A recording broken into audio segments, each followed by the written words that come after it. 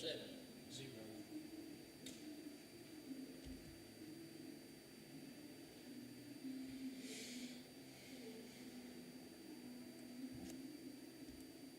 That's okay. Now minimize this. There it is.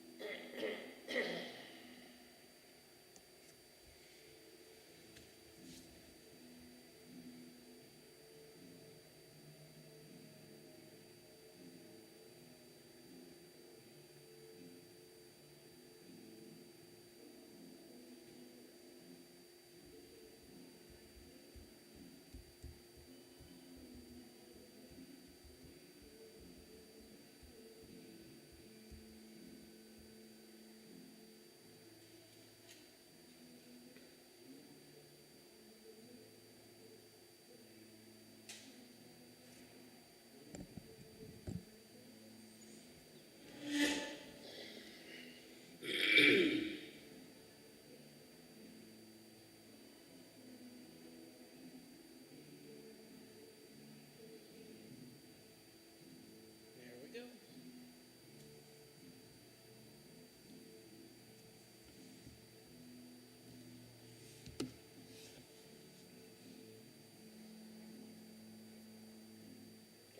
Which way's the wind blowing?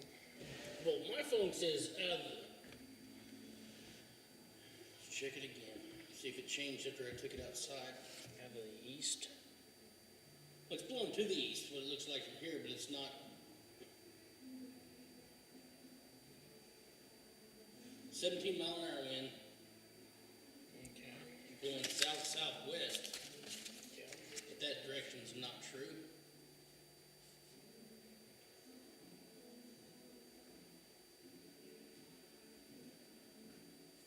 $76 degrees.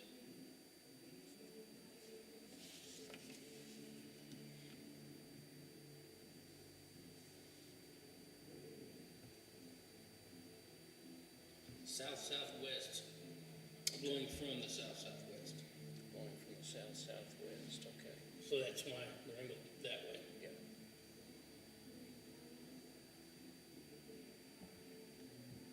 Blowing to the northeast. Mm-hmm. Boy, I wish it would just show the direction. It shows where it's blowing from, not to. I don't like that, really.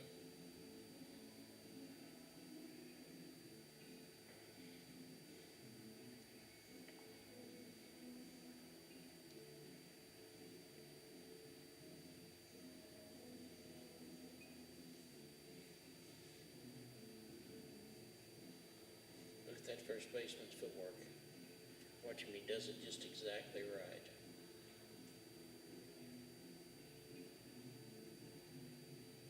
See there? Mm-hmm.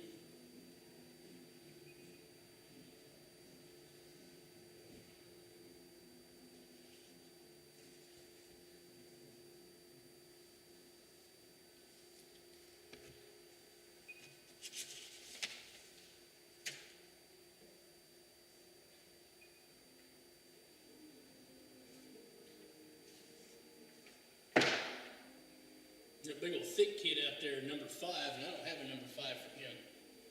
Glendale.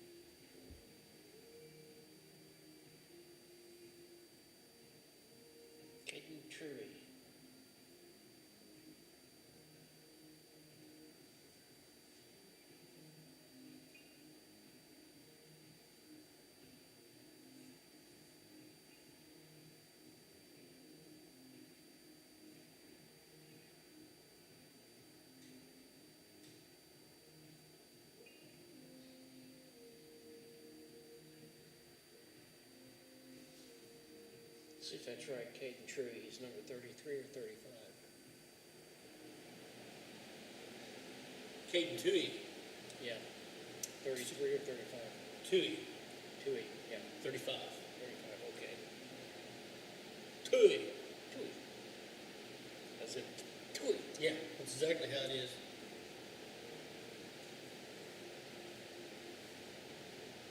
Number 0 is Bo West. That's Bo. Mm-hmm.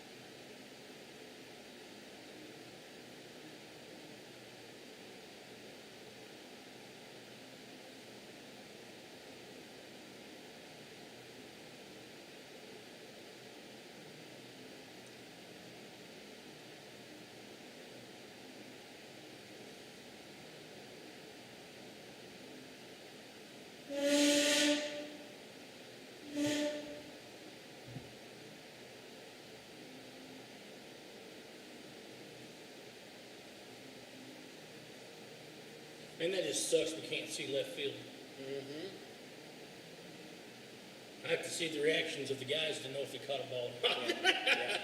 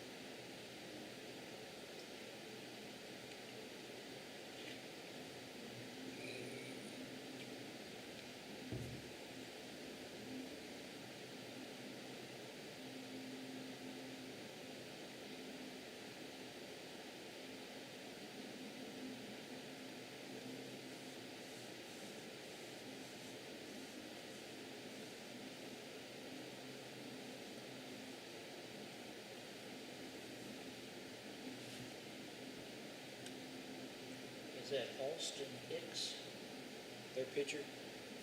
H-A-L? Halston. Halston. Halston. Okay, is it H-A-L or It's H-O? Halston. Or Halston? Halston? Halston Hicks, yeah. Who's that to call him Mr. Hicks? I guess.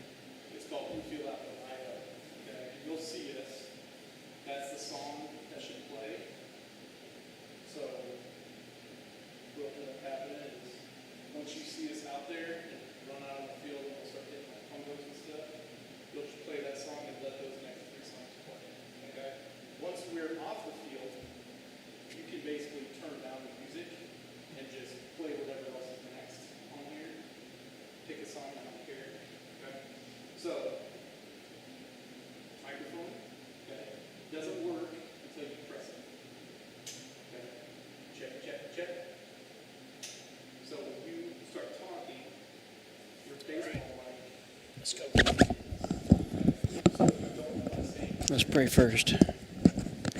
Lord, thank you for this day. We ask you to guide us and direct us. Give us calm hearts and minds. Help us to reach someone with the sweet name of Jesus. Be with both teams. Lord, let there be no animosity, no injuries, no physical or spiritual, but let it all be in good fun and sportsmanship. In Jesus' name, amen. Amen. Intro, right? Mm-hmm. Number 7. Welcome to Neosho Wildcat Baseball, live on KNEO.org. This broadcast is a sporting outreach of the KNEO Sports Network. You're now locked into the official pregame show of the Neosho Wildcats.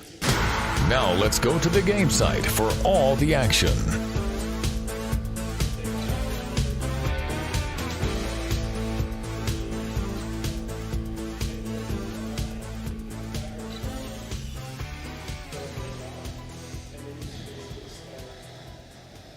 Three, two, and 1. And good evening, Wildcat fans. We're at Neosho. We're at the Marion Complex at the Roy B. Schaefer Stadium, and the Neosho Wildcats take on the Glendale Falcons. Matt, this should be quite a ball game. Hey, it is a beautiful, beautiful day outside. It is 76 degrees outside. Now the wind's a little suspect, isn't it? Yeah, it's blowing about 17 miles an hour from the southwest. That means blowing to the north. That means that it is blowing from right field across to left field, so that might be a opening for some of our Cats, hopefully, to hit the ball a long, long ways. It's an exciting day. We come on out here and watch the Cats. They have a record of 10-4, and they would love to show you what they're able to do. Hey, this Glendale bunch is no slouch, though. They are 11-5. They're coached by Jim Gillian, who last year was the only year since 2016 they have not had a winning season. Oh, well. You know, they were 13-14, but he said what that does is that just fires up this ball club and makes them even hungrier, and he is absolutely right. Talked with him a little while ago, and one of the major teams that they beat is at Joplin. Now, Joplin has been on fire. They beat them in 8 innings, 5-4 the other night. They leave here and they go to Springdale, Arkansas, who the Cats played last Saturday, by the way, and got the bad end of that deal. They lost to Springdale by a score of 4-5. Then they turned around and came back and played Siloam Springs, and then they had a COC matchup with Central this week, and that kind of tells you where we are. This is a Thursday night, and we are pleased to be able to be here. This is the pregame show. It is being brought to you by ProLube, the Tire and Auto Center. We're going to take a 3-minute timeout, and we'll be back. You're watching the Neosho Wildcats on the KNEO Neosho Wildcats Sports Network. Hi, I'm Barry Reel with the First Free Will Baptist Church of Neosho. And if you're watching the game tonight, you probably like winners. You probably want your team to win, and I understand that. Every game's going to have a winner and a loser, but I want to encourage you in life to find the winning team. Jesus Christ is leading the winning team, and he wants you on his team. Joshua says that we have to choose what side we're going to be on. He says, choose you this day who you're going to serve. So I want to encourage you, along with Joshua in the Old Testament, to choose a team to serve. Call out on the Lord today. Talk to him, trust him, and see what he'll do in your life. I want to encourage you to choose the winning team. That's Jesus' team. I hope it'll be your team. For KNEO Radio, this is Barry Reel.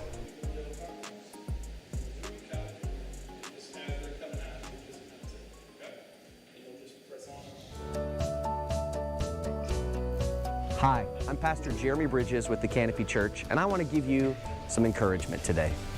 No matter how far you feel from God, right now, did you know He's never more than a prayer away? Psalm 145 says, "The Lord is near to all who call upon Him." If you need to reconnect with God today, He's just one prayer away. If you need to ask for forgiveness, He's just one prayer away. If you need God's help or guidance, all it takes is a prayer. If you haven't talked to God in weeks and you know your relationship with Him isn't as it should be, cry out to Him. It's just one prayer away. And if salvation is what you need, ask Him.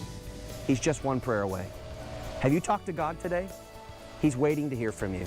For KNEO Radio, I'm Jeremy Bridges.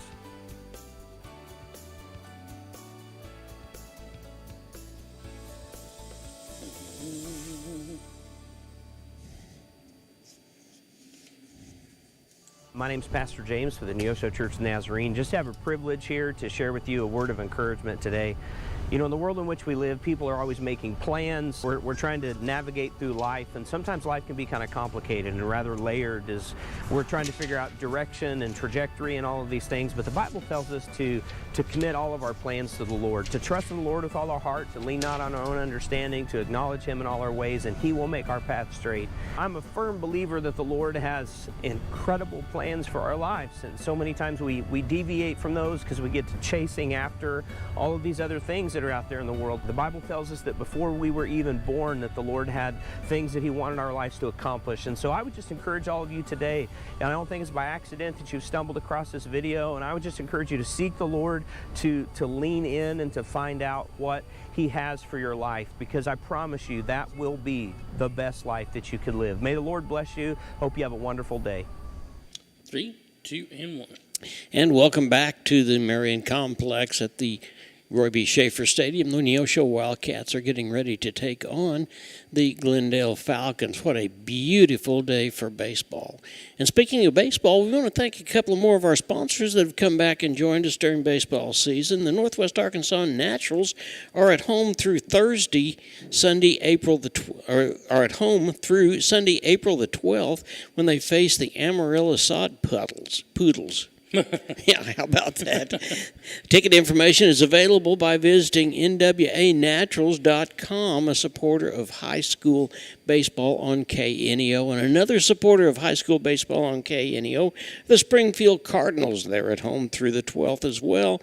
They're facing the Tulsa Drillers, which should be a great, great matchup. Ticket information is available, springfieldcardinals.com. Also a supporter of high school baseball on KNEO radio.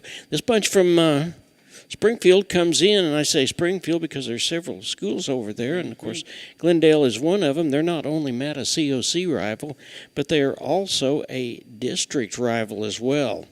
In fact, we told you what their record was. The Cats come in at a record of 10-4. Now, what that means is the Cats are just a few percentage points ahead of Glendale for second seeding right now in district. Of course, Nixa, the baseball team that is 11-3, is in first place. But after that, it kind of thins out just a little bit. So we're excited about that. It should be a great, great ball game. What a great, great time for the Cats to be able to make a real statement. Last two times these teams met, the Cats got the better end of it, and that was last year about this time, and they won there 12-8. So as we said, it's not only a big COC rivalry, it's a district rivalry as well. So we're excited to be able to bring you the ball game. The Falcons give up score 7.3 points, and they give up 5.2. Cats come in scoring 8.4 and giving up 4, so it should be a pretty exciting ball game. As you can see, the Cats are out there taking the infield right now. They are the home team. They leave here and they go to Kickapoo on Tuesday, and then they're right back here against Ozark on Thursday, which should be a really, really exciting ball game for us. We're excited to be able to bring you the ball game here, but we're going to take another time out. This is the pregame show, and it's being brought to you by ProLube, the Tire and Auto Center. We'll be right back. The Neosho R5 School District is committed to shaping the future, one student at a time. From academics to athletics, we empower our students to reach their full potential, installing values of hard work, teamwork, and integrity. We would like to thank you for tuning in to the broadcast today and cheering on our Wildcats. Our dedicated teachers, staff, and coaches work hand in hand to provide a well-rounded education that prepares students for success. Together, we're building a brighter tomorrow for our community. The Neosho R5 School District, where excellence thrives. People's Bank of Seneca. We care about your journey every step of the way. Since 1996, visit us in Joplin, Neosho, or Seneca. PeoplesBankOfSeneca.com. Member FDIC. Proud sponsor of area athletics. Let's score big together. I learn best by doing. I enjoy helping others. I want to leave my mark. Here, I discovered what I can do and who I can become. What begins on this campus moves into studios, hospitals, and communities around the globe. This is Missouri Southern State University. Explore boldly. Care deeply. Impact globally. One expanded mission built with lion pride. Today's sporting event is being made available for your family by Chris Wright of Dig Right Equipment Rental, located just off Highway 49 at the Carterville exit by Casey's. Open Monday through Friday and Saturdays till noon with rentals of outdoor construction equipment and even attachments for your machines. Chris Wright of Dig Right Equipment Rentals is a proud supporter of today's game. 417-317-4995.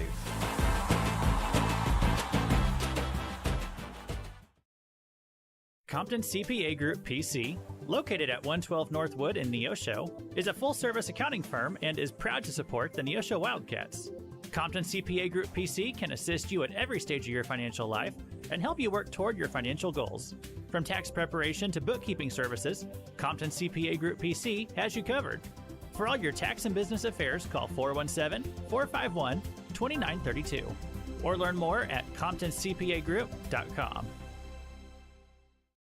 Helping your teen learn smart money habits doesn't have to be complicated. First Community Bank's teen checking account is built for tweens and teens 11 and up with parents in mind. Teens get their own debit card, ATM access, and mobile check deposit, plus a bundled savings account to help them plan ahead. Parents get peace of mind with no monthly fees, parental debit card controls, alerts and notifications, joint ownership, and full account access. Stop by any First Community Bank location to open a teen checking account today. First Community Bank, where community comes first. Member FDIC. See bank for details. Welcome back to the Marion Family Complex. And the Neosho Wildcats have got about 18 minutes before they begin this ball game. The starting lineup will be brought to you by Freeman Orthopedics and Sports Medicine. We've got that. We've got Keys to the Cats, which is brought to you by Eric Norris, your State Farm agent, and much, much more. Hey, stay tuned after the ball game for the post-game show with Coach Keith Kilgore. That is brought to you by Arvest Bank, proud to call Neosho home. Cats beat Lebanon when we were here the last time. You saw it on KNEO Sports. And then they went to Springdale, as we said, and got beat by Springdale before beating Siloam Springs and Central. So they have actually won 3 out of the last 4. The guy on the mound tonight is Drake Jennings for the Wildcats. We saw him against Lebanon, and he pitched a complete ball game and did a really, really nice job with that. So we're excited to have him there. The other 2 starters for the Cats are going to be the right fielder tonight, and that is Cooper Charlton. And then the designated hitter will be Brody Crane. He's one of the other starters as well. So we're excited to get this ball game underway. We need a great performance tonight out of Jennings in order to beat these guys. This is a good ball club. As we said, they are 11-5. Talking with Coach just a few minutes ago about this, and he said that they are right in the thick of things. He said that what has happened to them last year, as like he said, only fuels the fire for where they want to go, and absolutely so. They're now 11-5 over the year, and Coach Julian has his son, Kyle, who will be playing center field tonight. On the mound for them will be Halston Hicks, and we've not seen him play yet, but we'll have that in the starting lineups and much, much more with the Keys to the Cats. You're watching the Neosho Wildcats on the KNEO Neosho Wildcat Sports Network. We'll be right back. Looking for extra space near Neosho? At 86 Mini Storage, we offer secure open parking for RVs, campers, and vehicles. Plus, we have a selection of storage units that can hold whatever you need. Conveniently located in western Neosho with 24-hour access for our customers, and right now, your first month is free. To find out what spaces are currently available or request a unit, visit 86ministorage.com or call 417-621-1601. A business impact partner of KNEO is ProLube Tire and Auto Center in Neosho. Serving the area since 2001, they're open Monday through Friday from 7 a.m. to 5:30 p.m. ProLube Tire and Auto Center offers tire and brake repair, as well as transmission service, front-end alignments, and more. Located at 1406 North Business 49 in Neosho. For more information, 417-221-6795 or online at proluberepair.com. Southwest Missouri Bank in Neosho serves the Neosho area from 2 locations. They offer business banking services including checking and savings accounts, business loans, and electronic banking. Learn more online at smbonline.com. Southwest Missouri Bank, a proud sponsor of community broadcasting on KNEO, equal housing lender, member FDIC, where their slogan is Southwest Missouri Bank.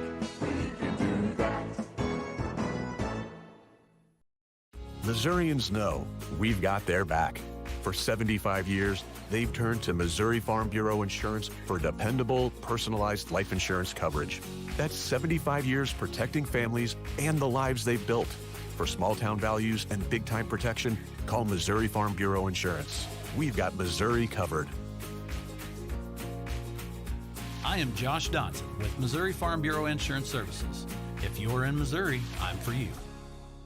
If you're a weekend warrior who likes to go, go, go, don't let pain put the brakes on your pace. When you need help with an injury that keeps you from moving, you want an orthopedic team with a proven track record. Freeman Orthopedics and Sports Medicine is nationally recognized, and were recently named CareCheck's #1 hospital in the market and top 10% hospital in the state for hip fracture repair. Freeman Orthopedics and Sports Medicine, the experience you need to keep pace with life. At Calvary Neosho, we aren't your grandmother's church, because she lives in Akron, Ohio, and that would be a terribly long commute for church. But if she did live in Neosho, we at Calvary would be delighted to have her come visit us. And since you live here, we would definitely like you to come visit us. Then, when your Nana comes to visit for Christmas, you can bring her to church and introduce us to her. We're sure she is a delightful lady. You can find us at Facebook /Calvary of Neosho, or join us in person at 3650 Oak Ridge Extension. We gather for worship Sundays at 10:30 a.m. Calvary Neosho. Not your grandma's church, but we'd sure like to meet her. Welcome back, and we are here at the Marion Family Sports Complex here in Neosho, Missouri. It's time for Keys for the Cats. Keys for the Cats is sponsored by State Farm Eric Norris in Neosho, located at 437 West Kohler Street in Neosho. Eric and his team offer a variety of insurance services for individuals and businesses. Learn more online at ericnorrisinsurance.com or by phone at 417-451-6666. To you, Dad. All right, now, thanks for Keys for the Cats. We're going to start with the letter C. Take command of this ball game tonight and don't look back. You can't keep it close against a great team like Glendale. We have got to start big, and as Coach Kilgore says, score at least 1 run every inning. If we can do that, then we got a really, really good chance of coming out ahead in this ball game tonight. D, after we score all those runs, let's let the defense take over. Glendale has some firepower, but they've got some guys that can also play small ball. Our defense has been stingy, allowing only 4 runs per game. Flawless defense tonight is going to win the ball game. Then the letter G. Get to the late innings of the ball game and leave no doubt.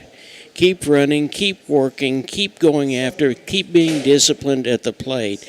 And then M, tonight is a night for the Cats, Matt, to make a statement. A lot of this whole ball game world, including the COC and the district, knows that we're here tonight and we're in it to win it. Let's show them how that works, and let's have a great, great victory tonight, and the Cats go home and ring the victory bell. How about that? Sounds good to me. Yeah, it does. Hey, we want to catch up a little bit on Mission, what they've done as far as pitches are concerned. We know that juniors and seniors can throw a maximum of 105 pitches per ball game. Freshmen and sophomores can throw 95. Now then, that means that no pitcher can pitch over 2 days in a row without taking a break. And that means they have to have at least 1 break in days 31 through 45, 2 breaks in 45 through 46, and 4 days in over 76 days. So we want to be able to do that. I talked about that, and we talked about when we tell you what the pitch counts is. That's so vitally important. And talking with a dear friend who, by the way, is an orthopedic rehab specialist, Austin Lepper, and I asked him, I said, why are we doing that with baseball and not softball? He said there's not a thing about a softball pitcher that is going to hurt somebody's arm. And we found that out last year with Cooper. Yeah. We sure did. Cooper Charlton came in and they struck out the side in a varsity ball game. And the next day he hurt his arm and he was out, and he's just being able to come back. We'll take another quick timeout and we'll be back. You're watching the Neosho Wildcats on the KNEO Neosho Wildcat Sports Network. Locally owned, operated, and here for you. Check out the new face of the Neosho Daily News, covering Newton County, highlighting area residents, businesses, school news, sports, and more. Find us on Facebook at Neosho Daily News or call 417-451-1520. Go get 'em, Wildcats! Crowder College, your future, our focus. At Crowder College, we have 6 convenient locations in Southwest Missouri and online programs to fit your needs. Flexible scheduling provides a pathway to a career or the opportunity to transfer to a 4-year university in a variety of programs. Cheer for the Rough Riders at athletic events. Use the Missouri A+ Scholarship Program for free tuition and common fees. At Crowder College, your future is our focus. Apply today at crowder.edu.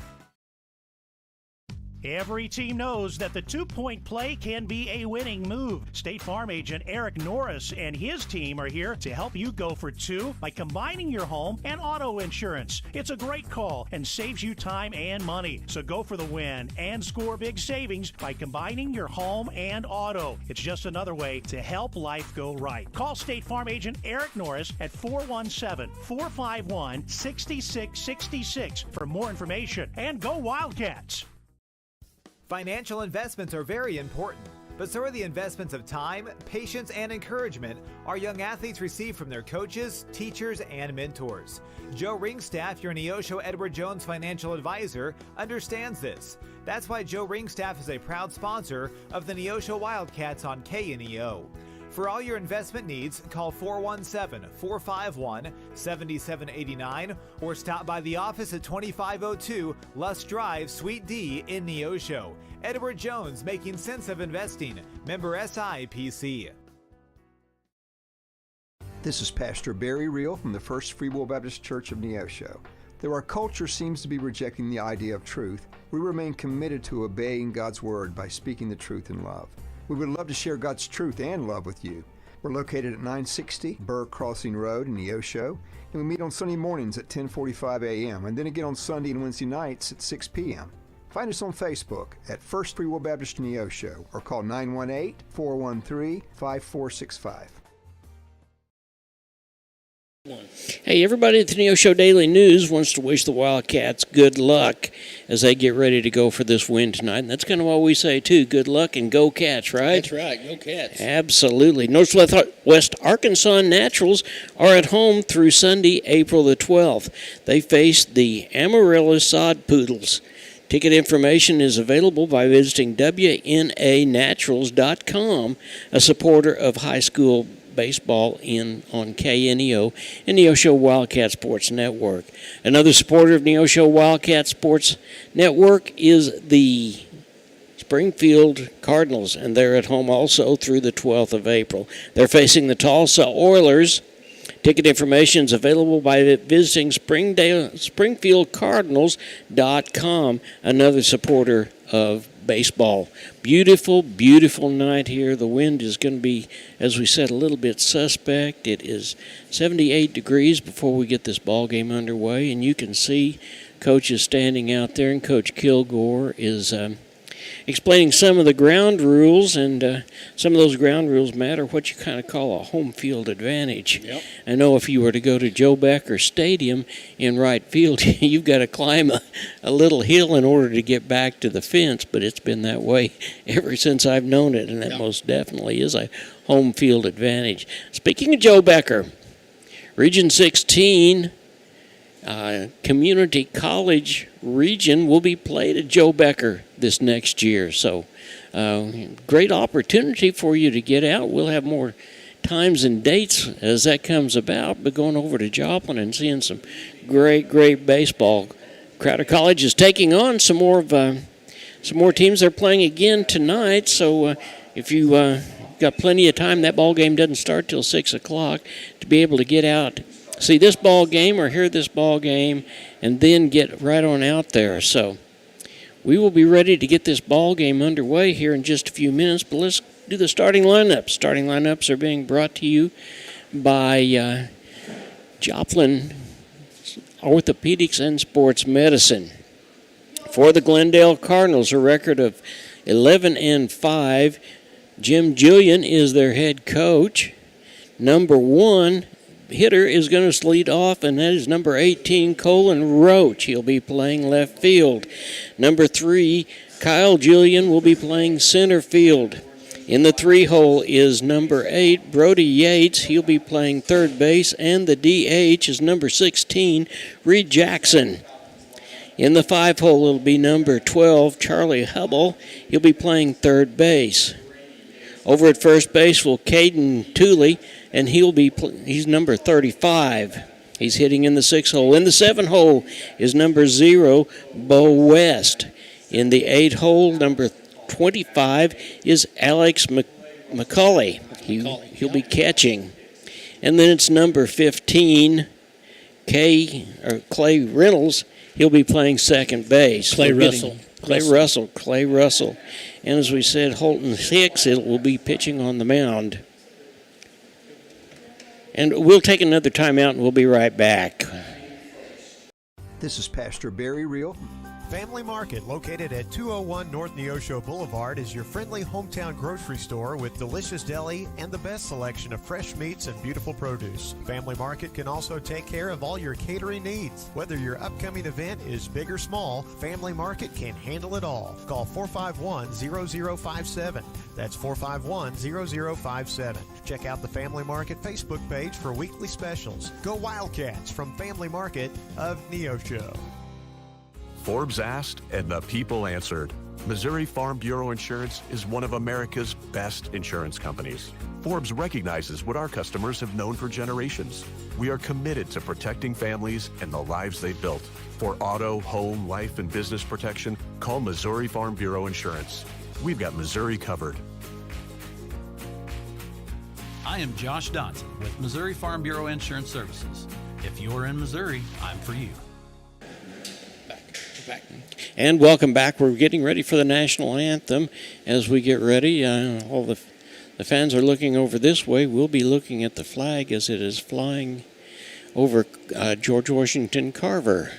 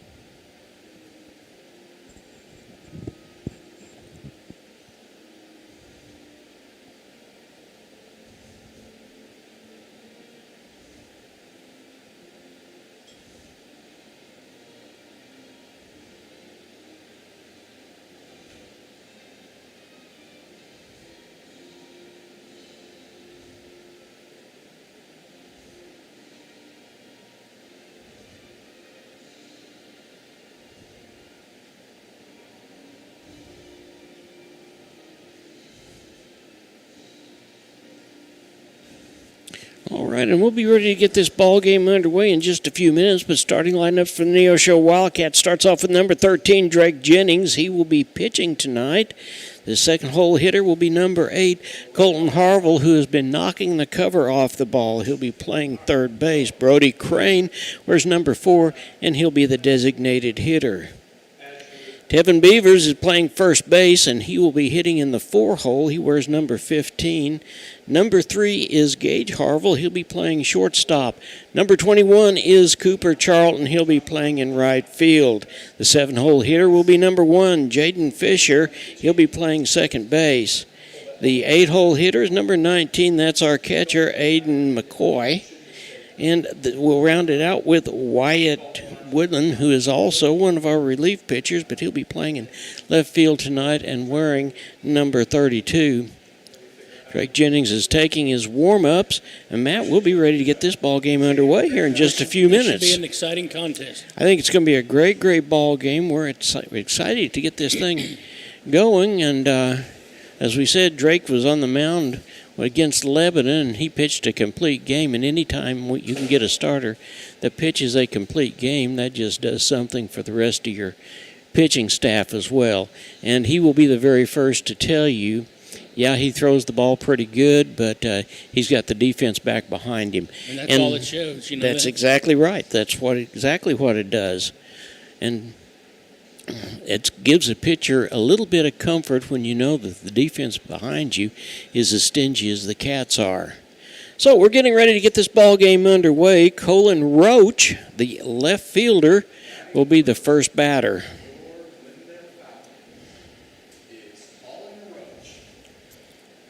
Roach steps in. He'll be batting from the left-hand side.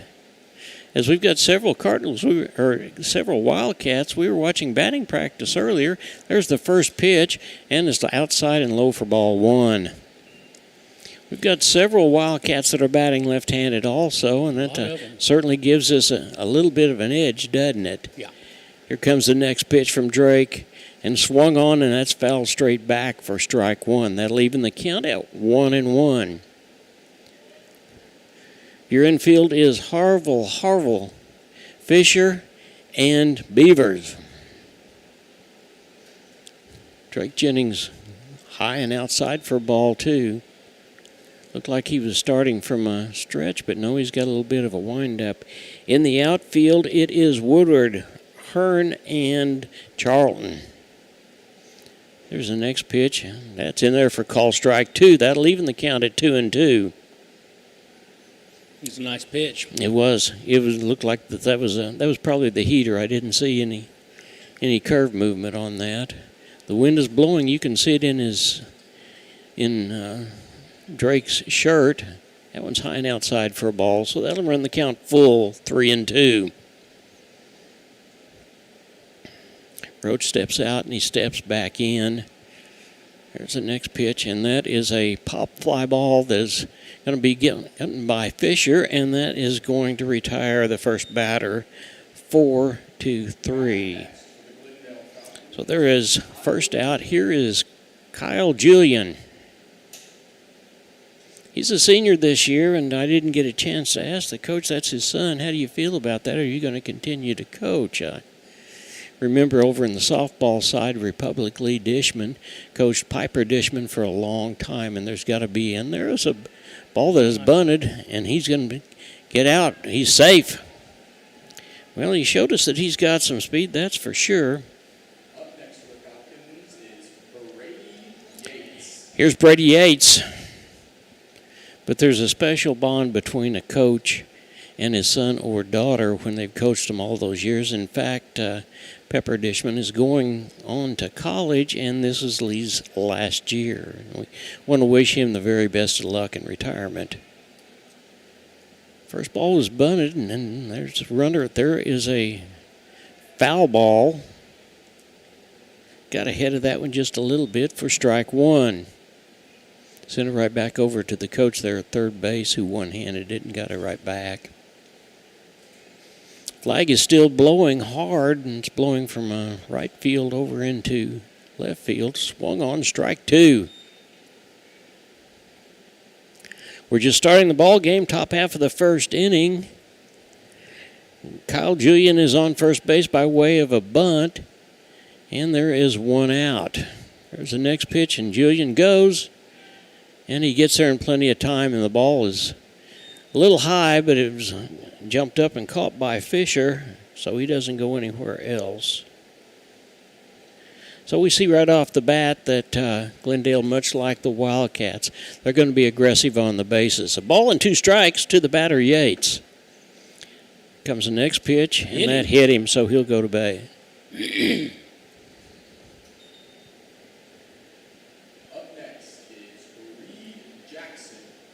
Here's Reed Jackson. He is the designated hitter.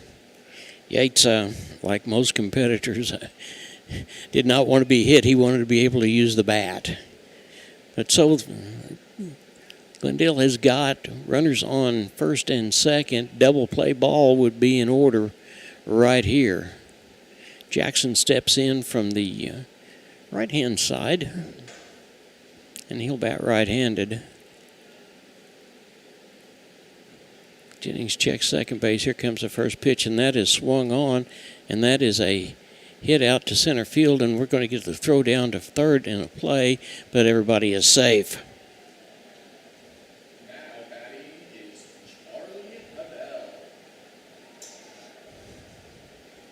So Jackson picks up a single, and that loads the bases. Here's Charlie Hubble. He looks down at third base at his coach. And Jennings looks down at his wrist coach. Here comes the first pitch. Swung on, and that is a high foul ball. McCoy makes the play. What a great, great play right up against the fence, and boy, did we need that. Yeah. So we've got the second out of the inning.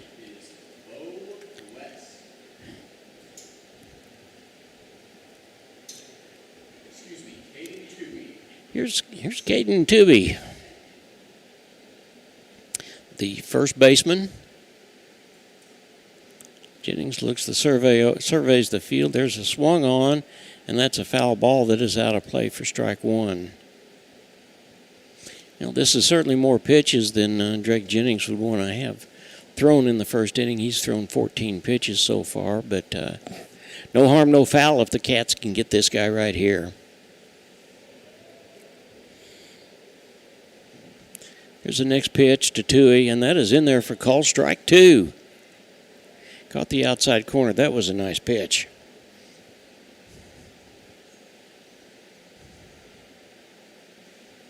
Jennings taking his time, looking things over. Here comes the pitch. And that ball, he just kind of threw that one out there for a lefty, and it went down to right the third base side, and it was foul. So we'll do it again. No balls, 2 strikes, 2 outs, top half of the first inning. Glad to have you with us this afternoon. Beautiful, beautiful night for baseball. Comes the next pitch from Jennings, and that's high and outside for a ball.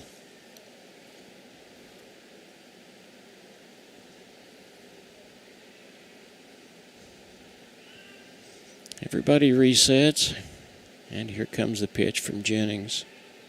And that one's high, too. In fact, McCoy just barely got that one. Nice job of stabbing that ball. That'll even the count at 2-2. Neosho Wildcats taking on the Glendale Falcons. And there's a swung on, and it goes to Fisher, and he makes the play. So no damage done. After 1/2 inning of play, Neosho Wildcats nothing. They're getting ready to come up to bat, and Glendale nothing. We'll be right back after this. Hi, I'm Sam O'Neill with Affordable Propane of Neosho. From setting tanks to refilling them, we offer a full spectrum of service to meet your every need. We serve Neosho and surrounding areas, and we are committed to giving you better service at better prices. Give us a call today, 417-437-8927. Thank you.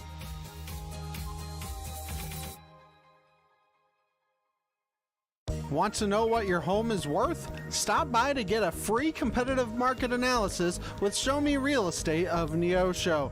They're proud to serve the Neosho area and will stay with you every step of the way, whether you're buying or selling.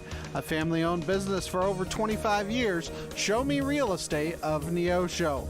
417-451-1700 or by email at gkitchen.showmerealestate@gmail.com. Home of the Happy Campers.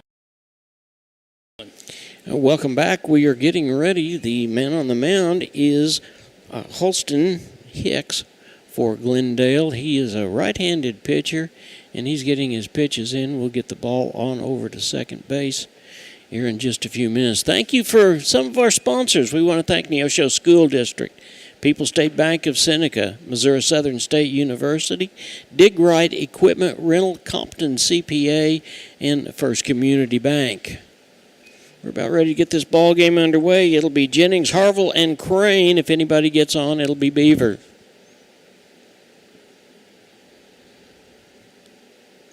And the ball got away from the catcher McCulley that time.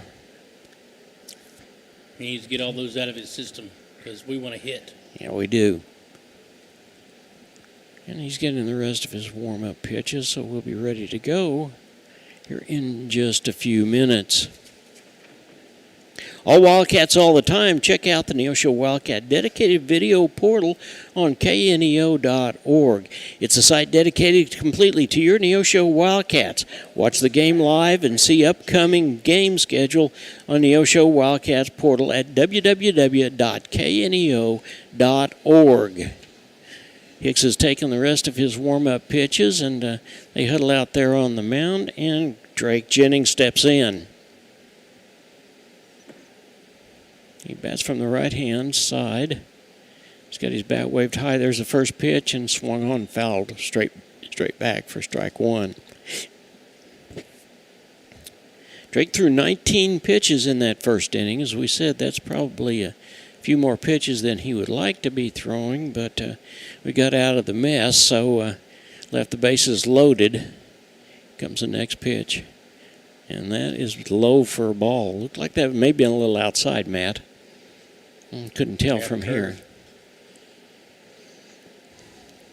Wind continues to blow. Here comes the next pitch from Hicks, and that's in there for a called strike. A ball and 2 strikes to the pitcher of record for Neosho, Drake Jennings, in the first inning, bottom half of the inning. Glad to have you with us, and that was high and inside for a ball, so that'll even the count at 2-2. Colton Harville, Brody Crane, and Tevin Beavers will be up in this inning. Swung on, got him. So there is the first strikeout of the ball game. He's got a slow curveball. Yeah, he does. Here's Colton Harville. Wearing number 8, he steps in. He bats from the right-hand side also. Hicks has got some heat, but he's got that little slow curveball too, and he kind of fooled Drake that time. Comes the first pitch, high for a ball.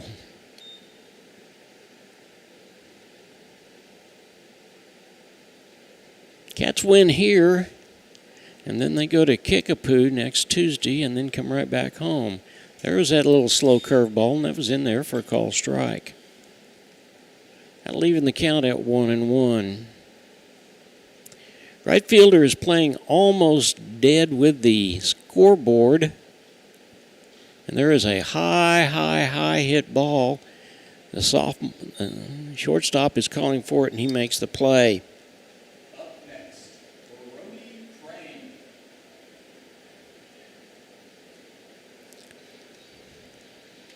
So Hubble makes the play on a high fly ball, and there's 2 outs.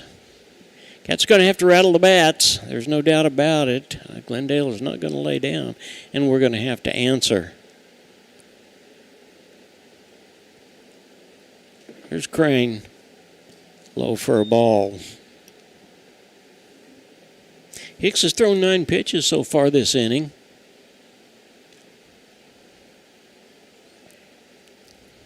Crane steps in, and there is a strike to the University of Arkansas commit.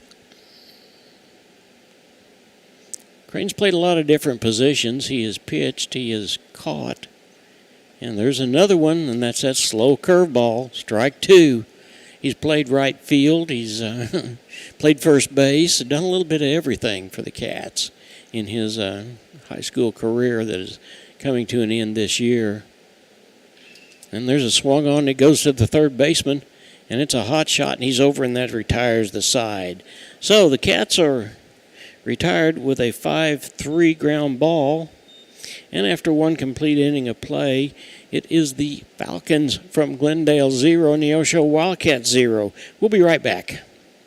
Today's Wildcat game is brought to you by Edgewood Bowling Center of Neosho, Missouri. Located at 2811 Gardner Edgewood Drive, they now have new synthetic lanes for adult and children bowling leagues and a smoke-free environment. They also have a certified pro shop and hosting for private parties. They offer Cosmic Glow Bowling on Fridays and Saturdays after 8 p.m. To learn more about Edgewood Bowling Center and their leagues for adults and children, the phone number is 417-451-4505. Healthcare doesn't have to be complicated. At the Free Market Physician in Neosho, you pay just one affordable monthly fee, and that covers all the checkups and routine care you need. No insurance hassles, no surprise bills, just unlimited access to your doctor when you need them. Whether it's a quick visit, telemedicine, or ongoing care, you're covered. Find out how simple healthcare can be. Call 417-312-9499 or visit freemarketphysicians.com. That's 417-312-9499. Welcome back. We're ready to start the second inning of play from the Roy B. Shaver Stadium. So far, the score is 0-0. Not a real good start for the Cats. They were 3 up and 3 down. Glendale had a couple of hits, loaded the bases, but we got out of the inning. And there's the first one, and it is a bunt, and it's a fair ball. Well, we talked about them being able to bunt, didn't we? Here comes Coach. You got to let it roll foul. Yeah, he sure does. So Bo West 0 is on first base with a base hit. Here is Alex McCulley. He's the catcher.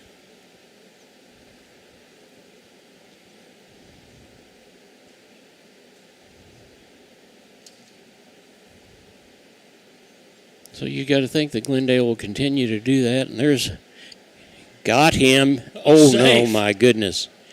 Now, what a great throw that time. And here comes Coach. He's not happy with that at all. It looked like that he had him by about 2 feet. So either the umpire feels like that Jaden did not make the tag or it was really high. But in any case, the runner, Bo West, is at second base. And Coach is not going to win that one. I guess he just wants to let his voice be known. And he didn't. So a runner on second base. McCulley, the first pitch was a ball.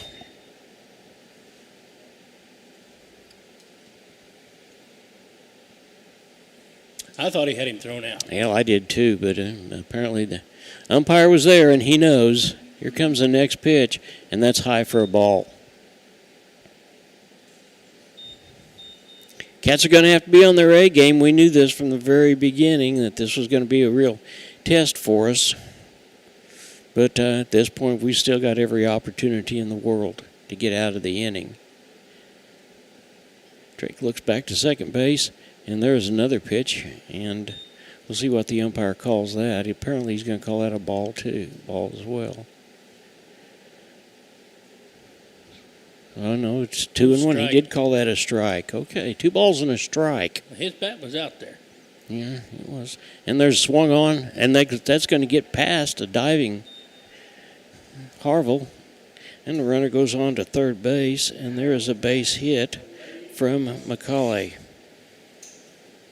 So runners on first and third, and here's Clay Russell, the second baseman.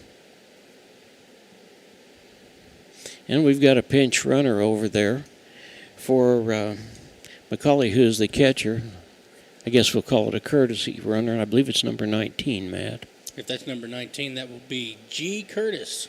G. Curtis, okay. No name, just a G. Curtis. Okay.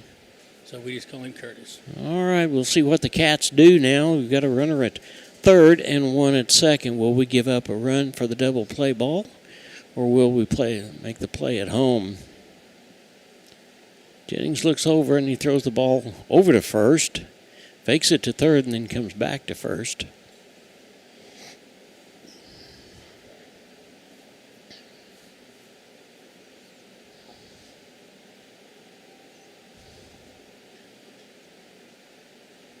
Here comes the first pitch, and that's swung on. And then we're going to take the double play ball. There is one. And he got him. Yes, sir. Double play ball, but one run comes in. And there's a reason why they call that the pitcher's best friend. So that was a 4-6 and a 6-3. And there's 2 outs. Done a good job. That was a good play. That was a great play. Here's the first batter, and that is Cullen Roach. He grounded out 4-3 his first time up. He bats left-handed. Score now is 1-0 in favor of the Falcons.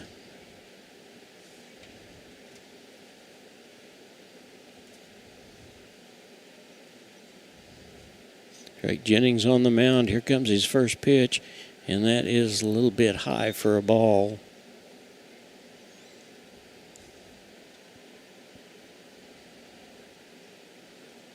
Well, the Cats made the right decision. We took the double play ball, and there is a high pop-up. It's going to be out of play.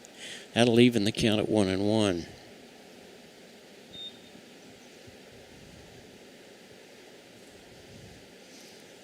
Those are the kind of things that you practice and practice and practice, and it's just automatic. And ball went to Fisher, one of the leaders of this ball club, and he got over to Harville real quick, and they got it on down to first base. There's the next pitch, swung on, strike. A little bit ahead of that pitch, took a little something off of that one.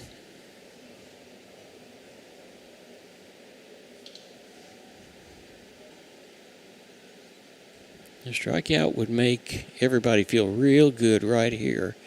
And that ball just got away from Harville just a little bit, but that'll even the count at 2-2.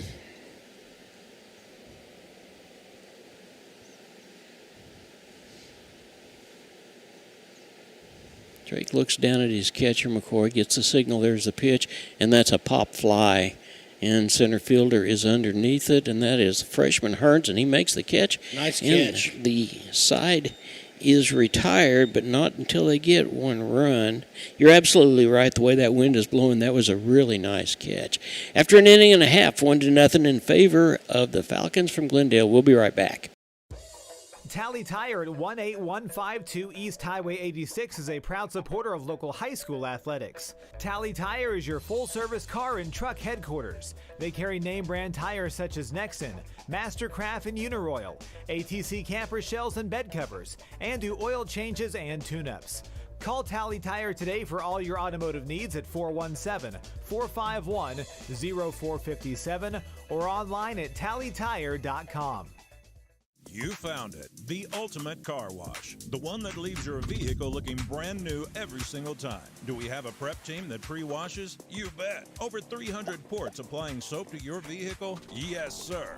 40 high-pressure nozzles providing over 2,500 psi of pressure? Who wouldn't?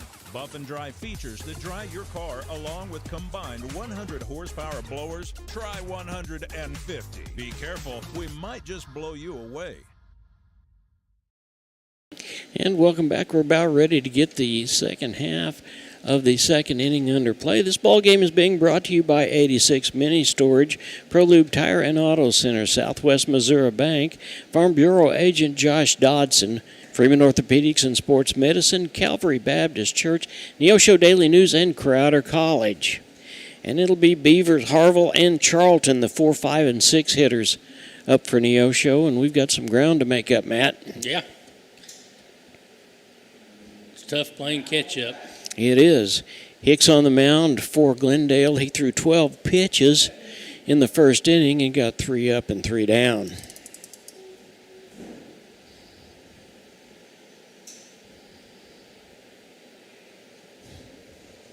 Beaver stands in. He bats right-handed. And Hicks backs off, so does Beavers.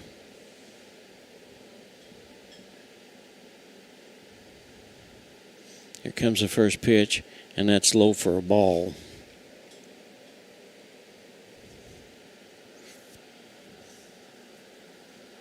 The wind is even blowing even harder. You can look at the pant legs of the home plate umpire and see that. And there is a swung-on hit into right field, and it's going to be foul ball for strike one. That'll even the count at 1-1. Well, that was the right idea with the wind blowing like that, but in order to get to where it needs to be, you've almost got to hit the ball to right center, don't you? Yeah, or left center. That was that curveball that he pitched right there. So he hit it pretty good. Yeah, he did. But it just kept on carrying to the left.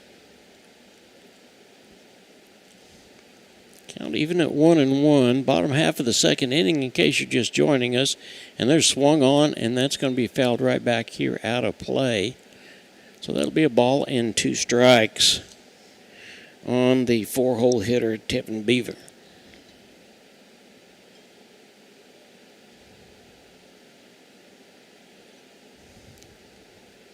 Here comes the pitch from Hicks.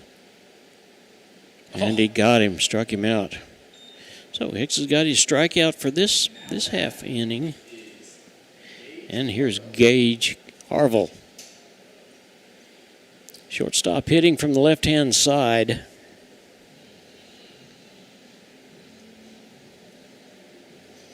Charlton, and if anybody gets on, Fisher will be up in this half of the inning.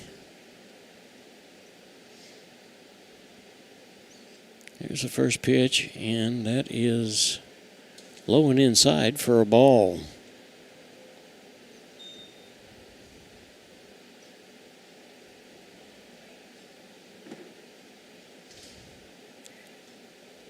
Hicks only threw 12 pitches the first inning. That one's high and outside for ball 2. And so far he's got 6 on the second batter for this inning. Here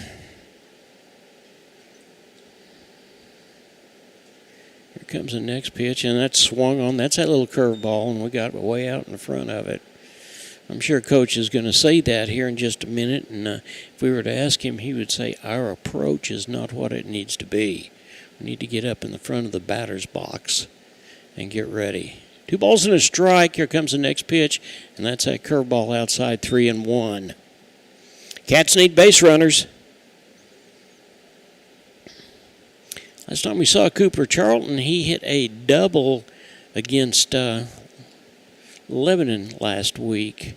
And there's the next pitch, and it is a ball, and there's the first free pass of the on balls anyway. There was a hit pitch by Harville in the first inning. But the Cats are in business. 1 out and a runner on first base.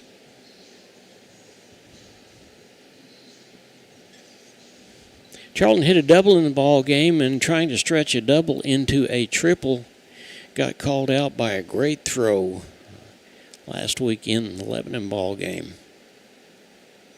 There's the first pitch, swung on, and that's that curveball, strike 1.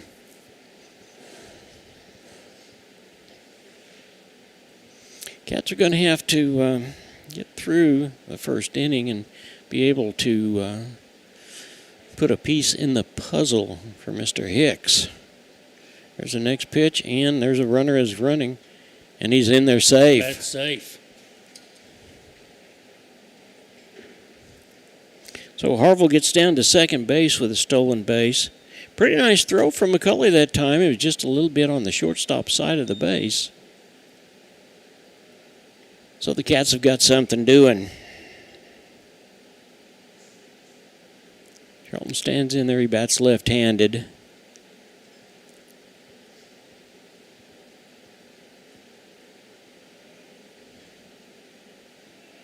He looks down at second base, looks Gage back, and there's a pitch, and that is a fly ball, and that could very well get into the field, and it's caught.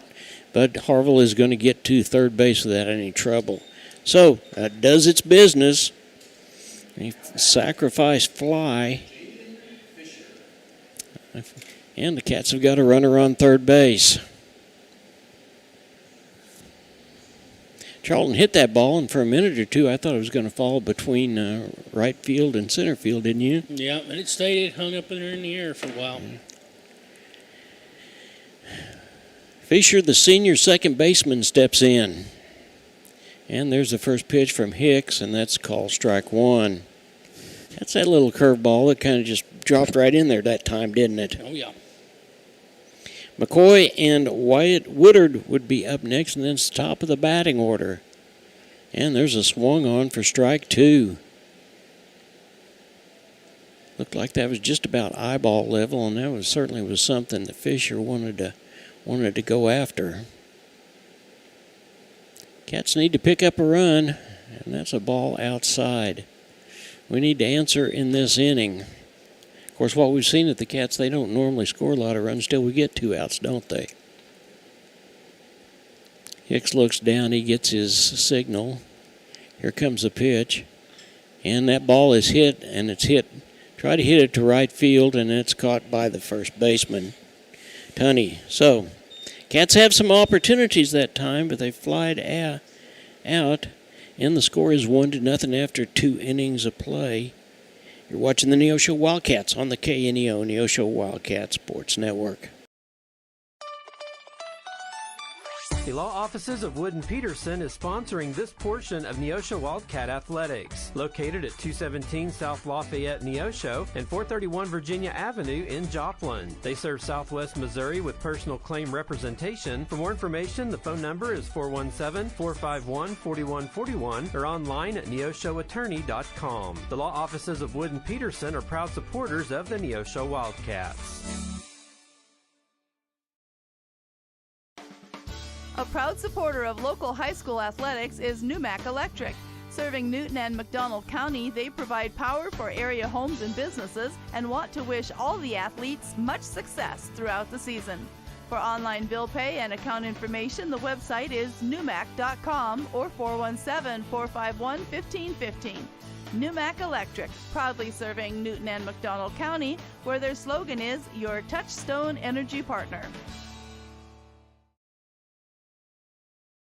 Welcome back. We're ready for the first top half of the third inning. Cats down by a score of 1-0.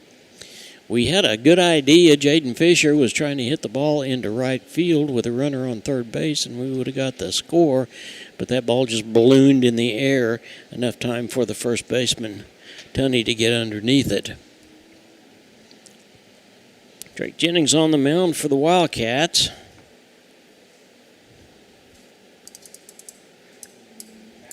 And we're ready to go. It's going to be Julian, Yates, and Jackson. Julian showed us he's got some speed on the bases as he laid down a bunt and made it with time to spare. There's the first pitch, and that's in there for call strike one.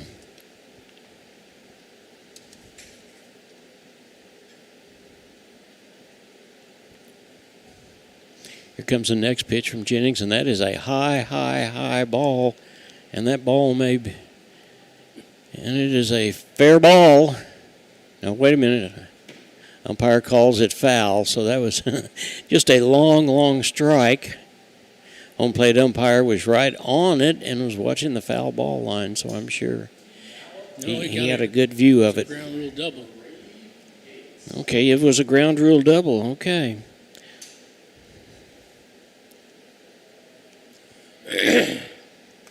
Okay, Yates is up, and Julian is at second base.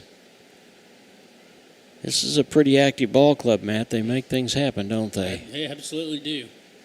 Here comes the first pitch from Drake, and it's foul ball outside.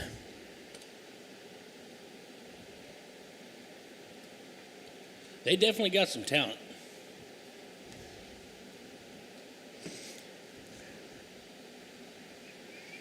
Here comes the next pitch from Drake Jennings, and it's low for a ball.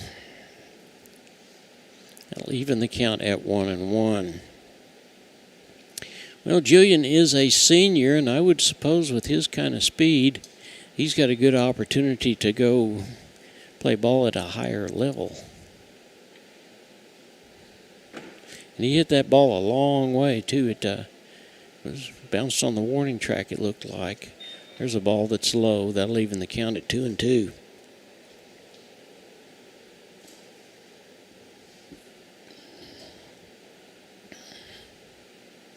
No outs. We're in the top half of the third inning. Drake Jennings throws one high and inside for ball 3.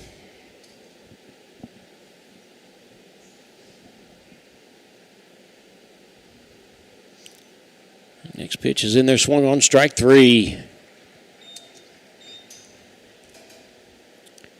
And there is Drake's first strikeout of the evening. Here comes Reed Jackson. He had a single to center field his last time up, and I would imagine with the speed of Kyle Julian, if he were to do that again, Julian will probably score from second base.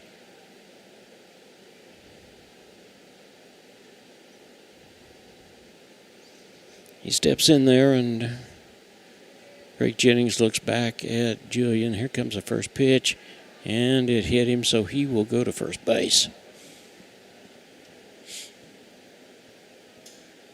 It's a second hit batsman. That'll bring up Hubble. Hubble plays shortstop. His first time up, he flied out to McCoy, the catcher. Jennings looks at second base. Here comes a pitch. Strike one. And swung at a little bit of an outside curveball, I think, that time. So Jennings showing us that he doesn't have just the fastball. He's got that curveball, too. There's the next pitch, and that is a fly ball to center right field, and Charlton gets it and throws the ball over to third base and almost makes the play. What a great throw. What a great throw by Charlton from probably right field, and he gets it over in perfect position for Harville to put the tag on. But we've still got runners on first now and third. And there's 2 outs. The Cats get out of this one. We've definitely got to scramble some bats. And that's going to get away, and that's going to bring the run in.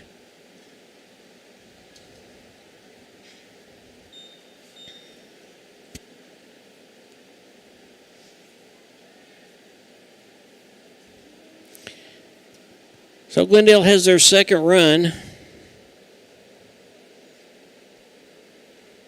Yates hit a single, stole second base, went to third on a sac fly, and then came in on a wild pitch. Here comes the next pitch, and that's outside for ball 2.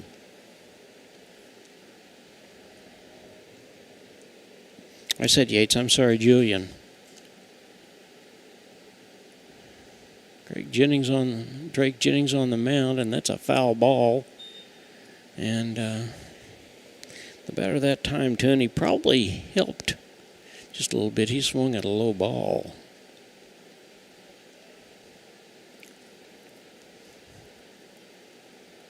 And ball 3 on the outside. On that play to third base, Reed advanced to second. 3-1 is the count. There's 2 outs, and that's swung on, and that's going to be a base hit. I'll tell you, it looks to me like they also have the ability to just stick the bat out there and slap it, don't they? Well, they're hitting where we're not. Absolutely. So Reed goes to third base. Here is Bo West. Oh, we got Coach Osborne's going to come out and have a visit. Yeah. While he's out there visiting, we're going to thank some more of our sponsors. We want to thank Eric Norris. He is our State Farm agent, also is a sponsor for Keys to the Cats. Joe Ringstaff, he's your financial advisor for Edward Jones. First Free Will Baptist Church of Neosho, Family Market. Affordable Propane, a new sponsor for us this year. Show Me Realty, another new sponsor this year. And Edgewood Bowl. Looks like the coach Osborne is just kind of talking just a little bit, and I do not see anybody in the Wildcat bullpen, so maybe he just wants to calm Jennings down just a little bit and say, hey, well, let's put the ball in play. We've not got any errors. This team is a defensive team, and they can back you up. We've got 2 outs, top half of the third inning. Glendale up 2-0 over the Cats. Here comes Jennings' first pitch, and it's high for a ball.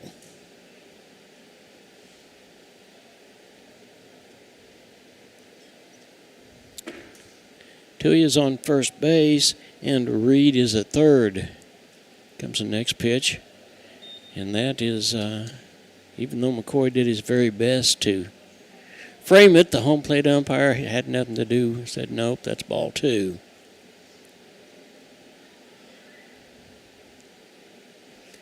Jennings throw over to first base to Beavers, and runners back in plenty of time.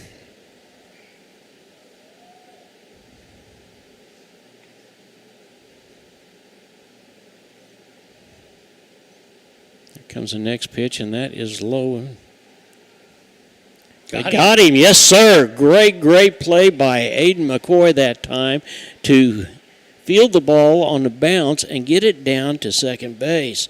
So they leave one stranded on third, and the 2-6, third out. They pick up one more after 2.5 innings of play. The score is Glendale 2, Neosho nothing. We'll be right back after this. The Sports Locker, located at 1206 Neosho Boulevard, Neosho, is a proud supporter and supplier of Neosho Wildcat Athletics. Open 10 a.m. to 6 p.m. Monday through Friday and 10 a.m. to 3 p.m. on Saturday. They carry all the biggest brands, including Under Armour, Nike, and Adidas sports apparel and equipment. Be sure to check out their Facebook page at Sports Locker Team Sales and Specials, or their number is 417-451-9300. Proud supporters of the Neosho Wildcats. The Roper Kia 4-State Sports Report will provide up-to-the-minute scores and highlights from around the 4 states.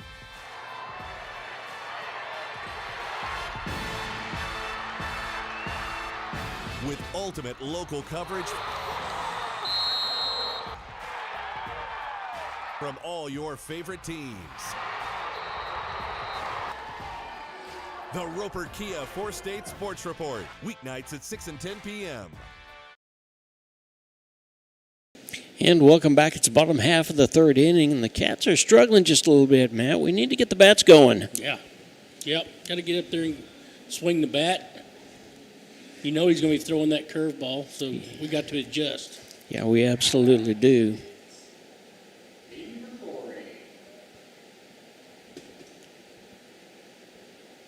Here's McCoy.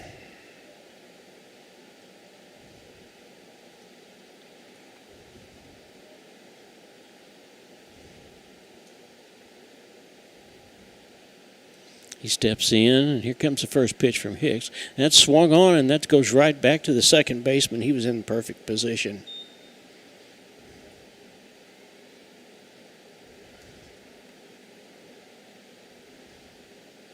So there's the first out to retire the side. That's too bad. That was a well-hit ball. Yep. And the second baseman just happened to be in the right place.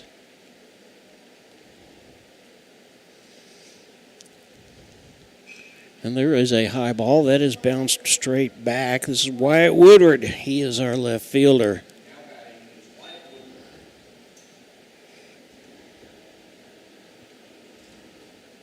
Yeah, Clay Russell just happened to be in the right place in order to catch that. Here's the next pitch to Woodward, and it's going to be a ball outside.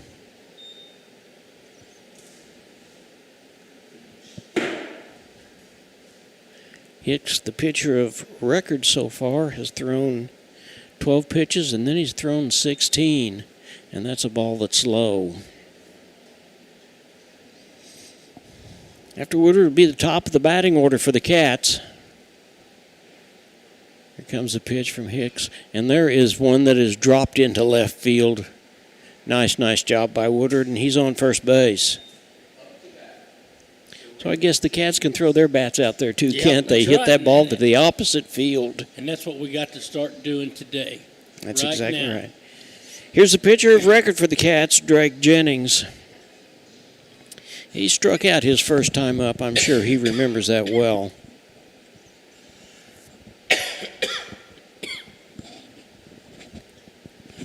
Woodward's going to do everything he can to interrupt Hicks. And the first pitch is high for ball one.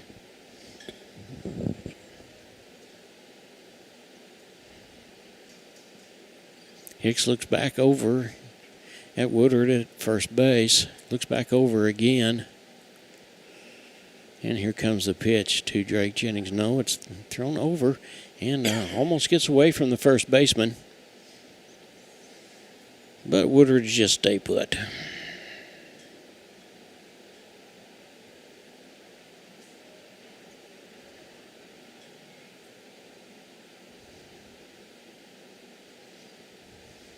Colton Hicks, this is his third inning, and there goes Woodward. And he's there in plenty of time. In fact, the ball gets away, but that's a stolen base. So the Cats have got runner on second base.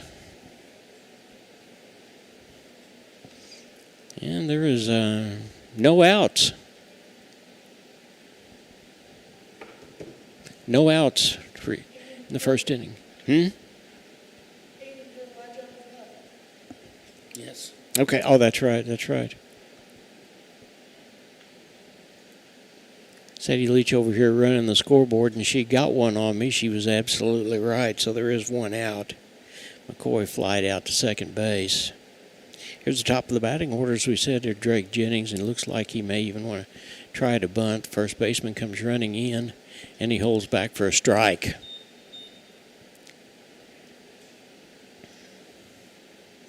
Three balls and a strike on the pitcher, Jennings. Harville's up next, and then Crane, the designated hitter.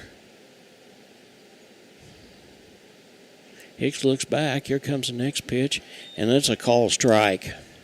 So that'll run the count full.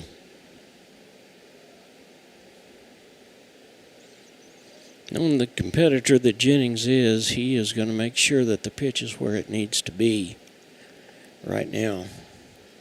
Hicks looks back at second base. Here comes the pitch, and it's swung on. And the catcher drops it, and Jennings is going to second. Or going to first, and he does not get there, and that is a second strikeout. And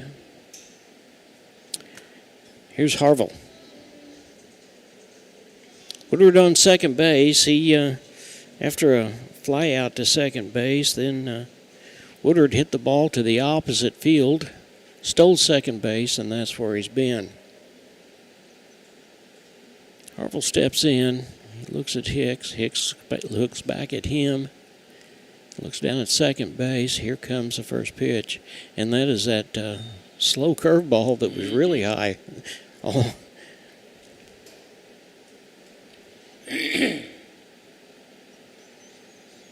The wind continues to blow, and it's blowing from right field to left field. There's two outs if you're just joining us in the bottom half of the third inning. And they've got some sort of a play on that shortstop tried to get back behind Woodward, but he wasn't that far off that time. So Hubble, who's a pretty good-sized, tall young man for a shortstop, got over behind him, and they got back in plenty of time. Hicks looks around again. Here comes the pitch, and there's called strike. That'll even the count at 1-1.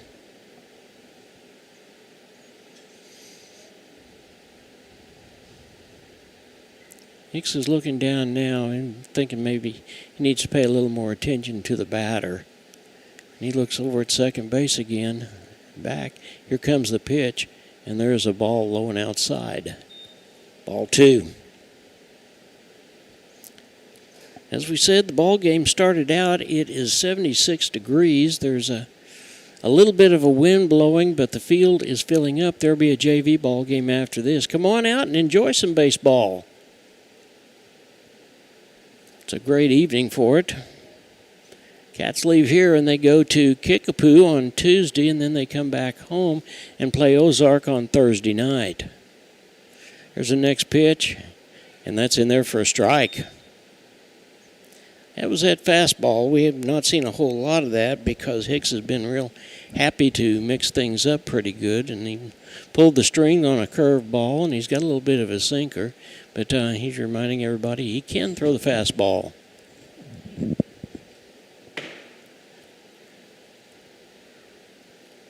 And here comes the next pitch, and that is fouled off.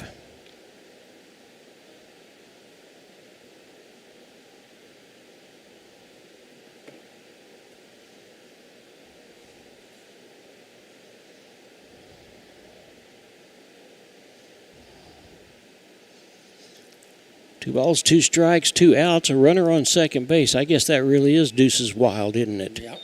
And that ball is low and outside, so that'll run the count full. Cats need to get something going.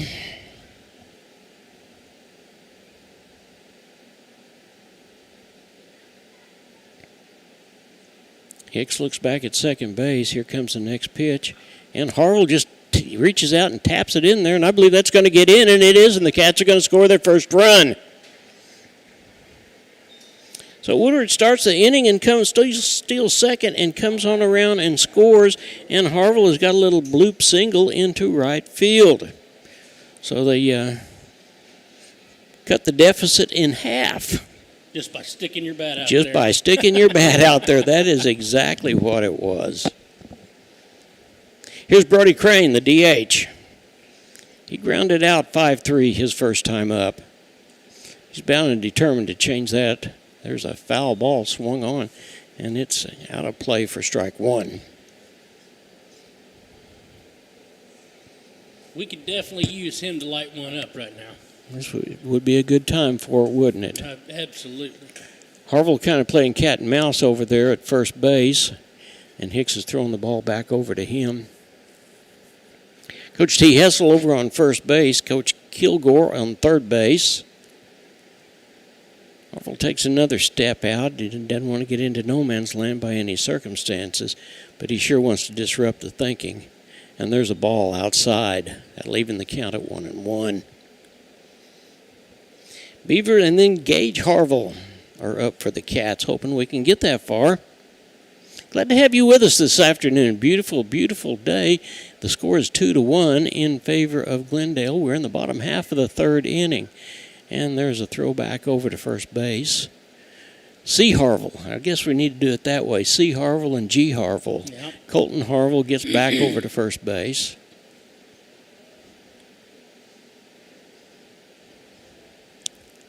And he looks over, and there's a ball outside. So that'll run the count to 2 balls and a strike.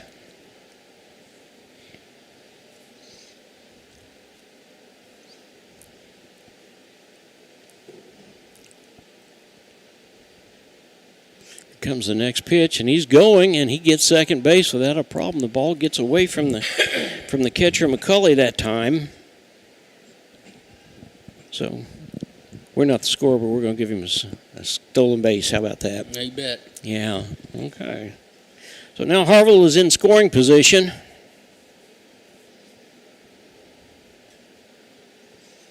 Tevin Beaver is up after Crane. Crane needs to get a hold of one right here. And that was a call. Whoa, that was a strike. Crane was all the way down to first base before.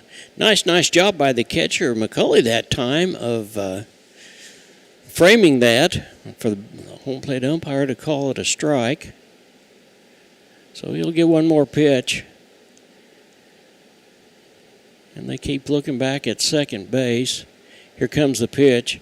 And that's a swung on, and that's going to drop in there. No, it's caught. Not caught.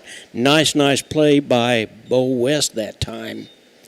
So the side is retired, but not until the Cats score one. At the end of 3 innings, the score, the Neosho Wildcats 1 and the Glendale Falcons 2. We'll be right back after this. Hi, I'm Mark Taylor, General Manager of KNEO Radio and the CEO of the Sky High and Neosho Wildcats Broadcasting Network. As we bring you these high school sports broadcasts each week, there are additional hours and behind-the-scenes work that has to be done to bring you this broadcast. And there's more and more equipment needed with the expansion of the internet or radio broadcast equipment, social media, plus there's fees, announcer costs. It all can add up. If you're a business, we could use your sponsorship. And if not, we are a non-for-profit broadcaster, so your gift is tax deductible. With less sponsors, we have to cut back on how many games or events done, and if that number drops too low, then we have to make other changes. So we would appreciate and look forward to the opportunity to get your business, church, or yourself involved. Contact us to find out more by calling 417-451-5636 or go to kneo.org and contact us there. We will follow up. And welcome back. It is the top half of the 4th inning. The Cats picked up one that inning, had an opportunity to pick up another, so the score now is 2-1 in favor of Glendale. The batter of record is Bo West. McCulley and then Russell is the top of the batting order. There's the first pitch from Jennings. It's high and outside for a ball.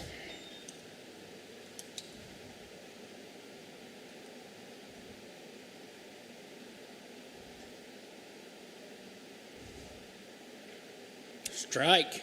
And there's one in there. It's called strike.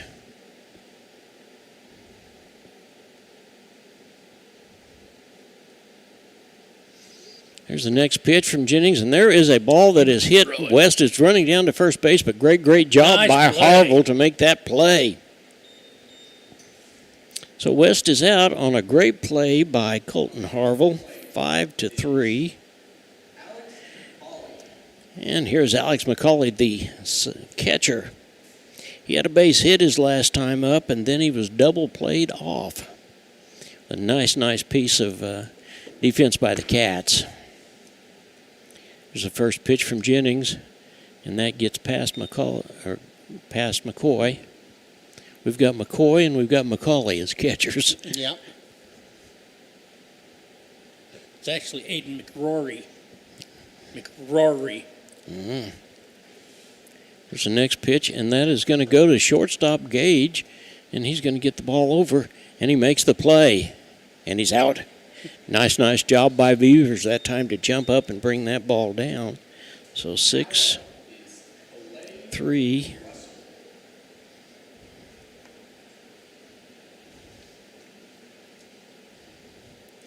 And the batter now is Russell. Russell grounded out 6-3 his last time up. This would be the first chance the Cats have had a 3-up, 3-down.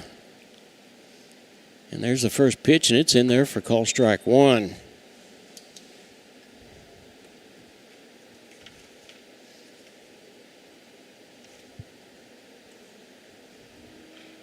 Pop up. And there's a pop up, and center fielder's calling it off, and it is. Golly. And it's not caught. We had a couple of people out there trying to get it, and maybe that was a shortstop's ball or the center fielder's ball. It doesn't matter, but the runner gets on first base by way of an error.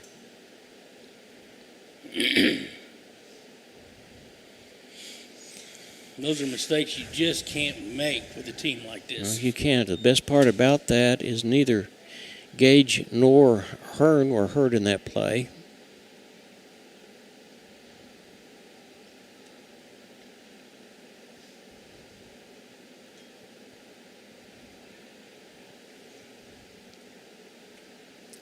McCrory's walking back, and he's talking to the home plate umpire. Everybody's settled in now, and here is the batter, Roach, first leadoff hitter, and there is a ball that is hit high and out of play. He is flied out to center field, and he grounded out 4-3 to start the ball game. Cats needed a 1-2-3 inning, but we don't. We'll take this one, and we'll get back to the bats. Jennings making a snap throw over to first base. And the runner, Russell, back in plenty of time.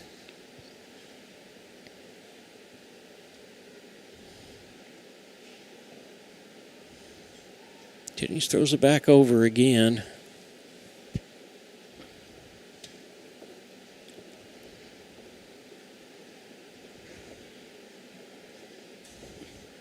Wind is still blowing. There's a JV ball game after this one. So here comes the second pitch, swung on, strike 1. 2. Okay. I'm glad you're here to keep me in line. Yeah. That first one was a foul ball, wasn't it? Yeah. Okay, well, we need to get him out because the cat killer has been Kyle Julian, and he comes up next. Jennings looks, here comes a pitch, swung on, got him, strike 3. So that is the second strikeout for Jennings. Well, tipped it. You're saying he tipped it. All right. I look down, and then they make the signal. So the count remains the same. No balls, 2 strikes, 2 outs, top half of the 4th inning. Here comes the next pitch, and that is reached out, and there goes Hearns. He's on his horse. He's not going to get there. And there's going to be another run come in.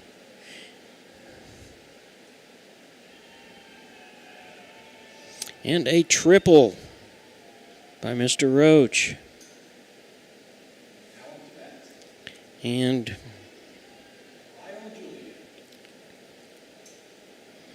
of course, Russell comes home on the play. So the score is now 3-1.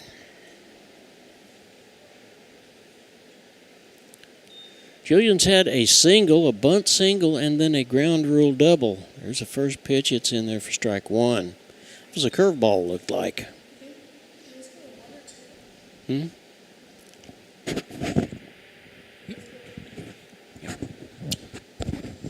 comes the next pitch. And nice job by McCroy that time to keep the ball up close.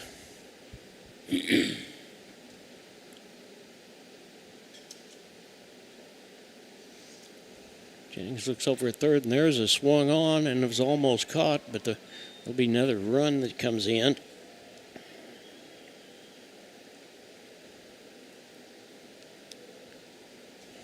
And Julian continues his hot streak. He's got 3 hits in the ball game. Here's the DH.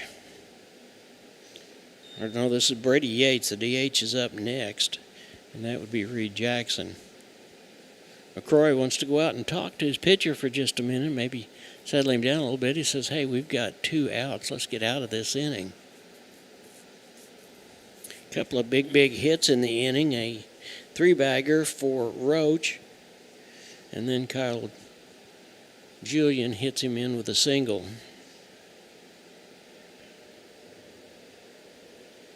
Yates has been hit by a pitch and he struck out once. There's the first pitch, and that is low for ball 1.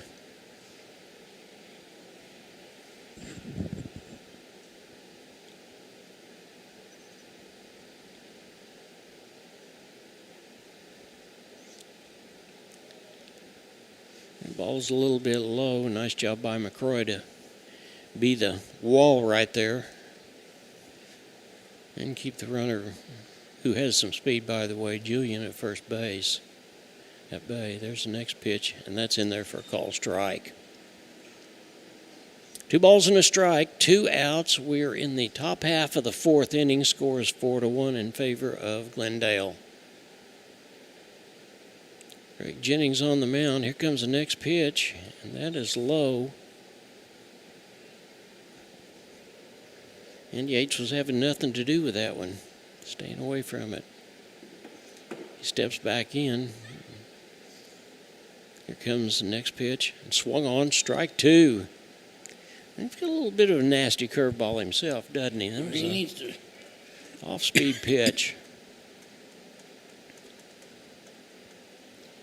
Here's the payoff pitch, and it's fouled off. And Julian will have to go back to first base. Bounced off Kilgore. Yeah, it did.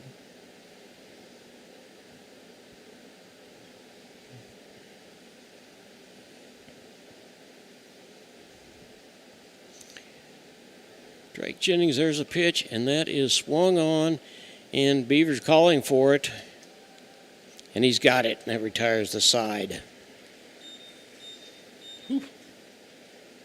But the damage is done. They pick up 2 more, and after 4.5, the score is Falcons 4 and Neosho Wildcats 1. We'll be right back after this. McKay Quality Roofing is a proud supporter of KNEO Radio and the Neosho Wildcat Sports Network. They're located in their offices at 811 South Neosho Boulevard. They specialize in roof removal and replacement of residential and commercial properties. In order to serve you better, they have offices in Neosho, Cassville, and Grove, Oklahoma. Call McKay Quality Roofing at 417-455-3326 for a free quote, or go online at McKayQualityRoofing.com for more information. Go Cats! The Neosho Area Chamber of Commerce invites you to download the new Experience Neosho app, available for free on the Apple and Google Play Store. Your guide to eat, shop, play, and stay in Neosho, and your direct link to KNEO Wildcat Sports. Download the app, register to win weekly prizes, and listen to your favorite Wildcat sports. Good luck, Wildcats. We can't wait to hear you ring that bell. Welcome back. It's the bottom half of the 4th inning. John and Matt with you from the Marion Family Complex, the Roy B. Shaver Baseball Stadium. And off and on, it's been pretty much a pitcher's duel. We know that Glendale has got some real talent. They've got some talent with the bat, and they've got some speed on the bases as well, much like us. They got speed even through the outfield. So, yeah. I mean, they got it all around. Yeah, they really do. Pitcher of record is Halston Hicks. And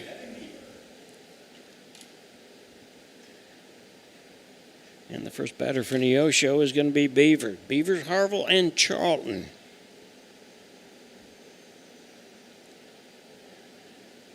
Cats are just kind of hanging around. And there's his first pitch. Nope. No, pull back. Now we're ready to go. Here comes the first pitch. And that's swung on, foul ball, strike one. That's that little curveball. Cats are still going to have to do something to figure that one out. Step up in the batter's box or something. Here comes the next pitch. And that is a ball. That'll even the count at 1-1.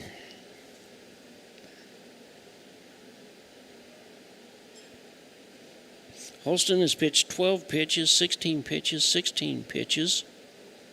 And there's a ball.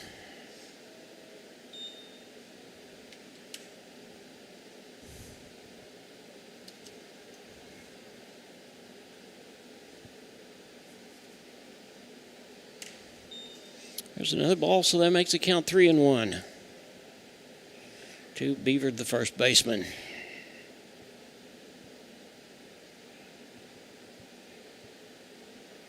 It's high and inside, and he walks. So there is the second free pass that Hicks has given up in the ball game. Here's Gage Harville. He walked, and he was stranded at second base after stealing second base in the last inning. Cats picked up a run in the last inning. Wyatt Woodward got a single and then came on around on Colton Harville's base hit.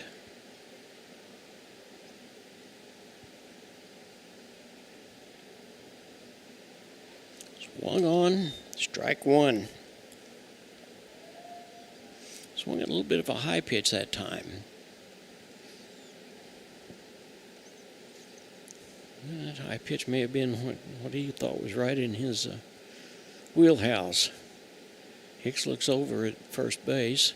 There's the next pitch, and it gets away from the catcher, and the runner Beavers is in second base. Now he's in scoring.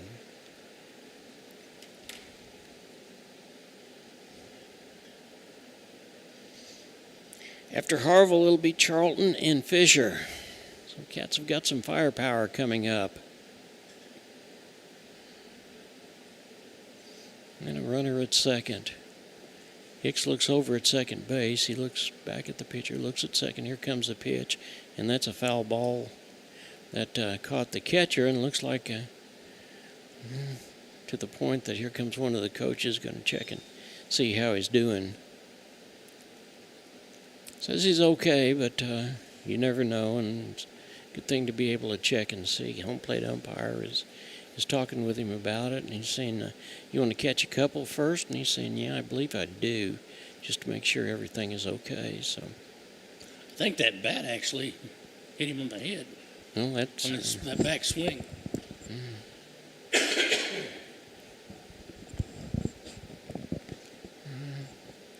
All right, Alex McCoy's trying to shake his head to get rid of the cobwebs, and we're back in there.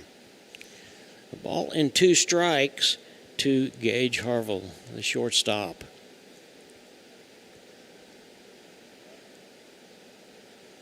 If he could turn on one and put it down the first base line, he could run to Joplin and back, Matt. And there's another ball, and the runner gets on to third base. So Beaver's just kind of manufacturing his own way around, and he's on third base. Now a pop fly in the outfield, a ball through the outfield. Any one of those is going to get us That's right. another run. The count is 2-2 to Harville. He waves the bat a little bit, and here comes a pitch. And he hit him, so he will go to first base. This is the and here's stuff Charlton. we need.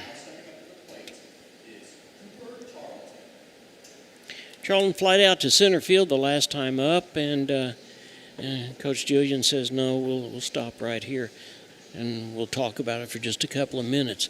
Tally Tire is one of our sponsors, the Law Office of Woodland Peterson, Free Market Physician, Healthcare, Pneumatic Electric, Sports Locker, KSN, KODE, Zach's Car Wash, McCade Quality Roofing, Neosho Area Chamber of Commerce, YMCA, Christian Healthcare Ministry. We're thankful for all of those sponsors. If you get an opportunity, go by and tell them how much you appreciate it, but we certainly do, because it gives us an opportunity to be out here in a great, great position to watch the ball game. I don't know what the umpire had to say, but he went over and talked to the Cats. I'm not sure either, so. Runners on first and third, and here is Cooper Charlton, batting from the left-hand side. Boy, if he could turn on one and put it down the first baseline, then it is wide open over that way.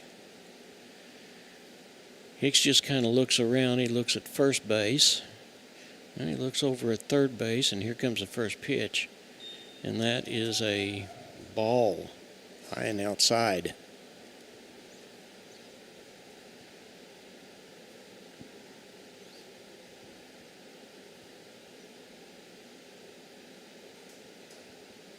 Hicks looks down, here comes a pitch, and there's a runner going to second base, and they just hold up, nothing doing. So now the Cats have got two runners in position, second and third. Looks like they got somebody warming up over there in the Glendale. Yeah, it does. Charlton just needs to launch one. That scores a run. And there is a ground ball, and it goes to third base. Third baseman is watching him, and everybody is safe.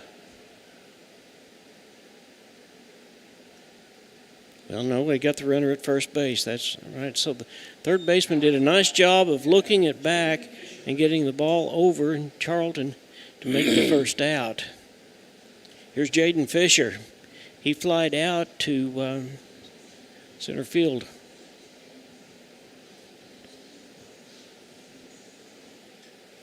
Steps in with a great, great opportunity for the Cats to pick up a couple. After Fisher, it'll be McCroy.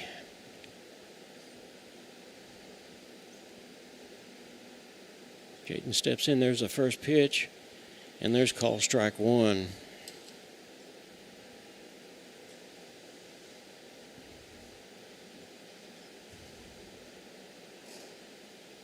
Looks down at Coach Keith Kilgore. If he could hit the ball kind of like he did the last time over first baseman's head.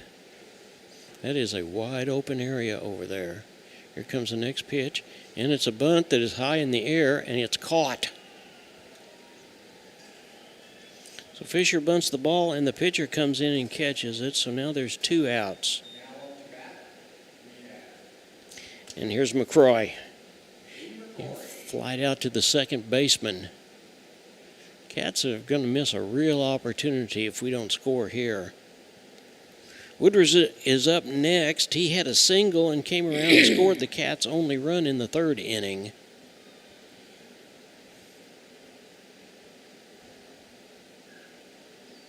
Here comes the first pitch from Hicks, and it's a ball outside.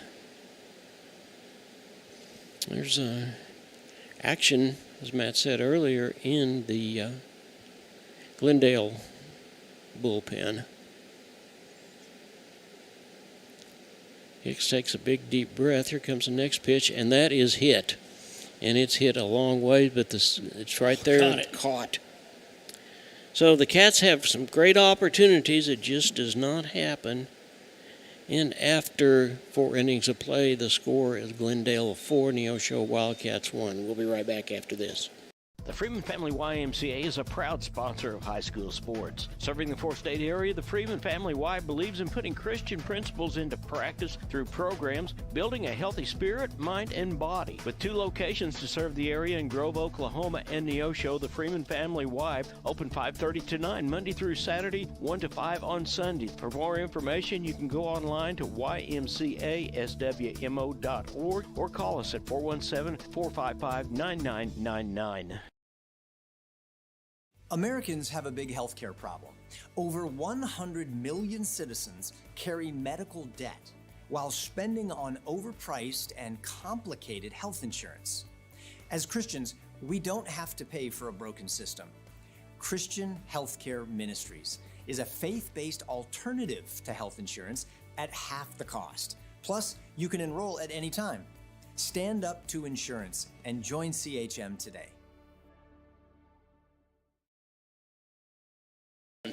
And welcome back to fifth inning of play here at the Roy B. Shaver baseball field at the Marion Family Complex. And it looks like we might have no, we don't have a new catcher. We're just giving McCroy a chance to get his stuff on. Both pitchers have gone the whole distance. Drake Jennings for the Neosho Wildcats and Holston Hicks for Glendale. However, there has been someone up in the bullpen for the Falcons. Jennings has thrown 19 pitches the first inning, 10 the second inning, 16 the third, and 18 in the fourth. So he's probably getting about to the place that Coach Kilgore is going to be looking for something else. In fact, I see, can't tell who it is, but there's someone over in the Wildcats bullpen. Up is number 16, Reed Jackson. He is the designated hitter. After him, it'll be Hubble and then Tui. Here comes the first pitch from Jennings. High and inside for ball one.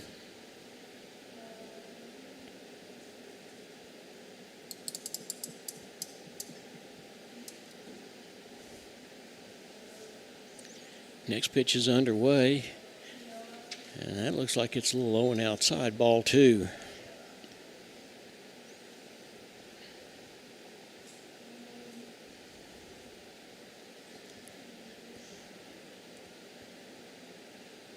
There's the first pitch. It's in there for strike one. Looks like that is Jack Goodell over there warming up for the Cats. Yeah, looks like it is. So if Jennings could just hang on, 2 balls and a strike to Jackson, and that's swung on and it's fouled back, that's going to go actually into the soccer field. That'll even the count at 2-2. 4-1 in favor of Glendale. Top half of the fifth inning. There's the next pitch, and that's swung on. So we'll go back and do it again. Cats have had some opportunities. We just have got to take advantage of them. We do what we normally do. We get on base, and then we bring runners around. We just had runners on at second and third and could not score last time up. There's swung on, and that is to Gage. Gage is up with it, and it's over to Beavers for the out.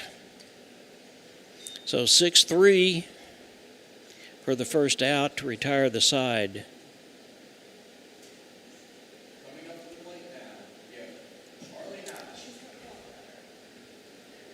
Here is Charlie Hubble.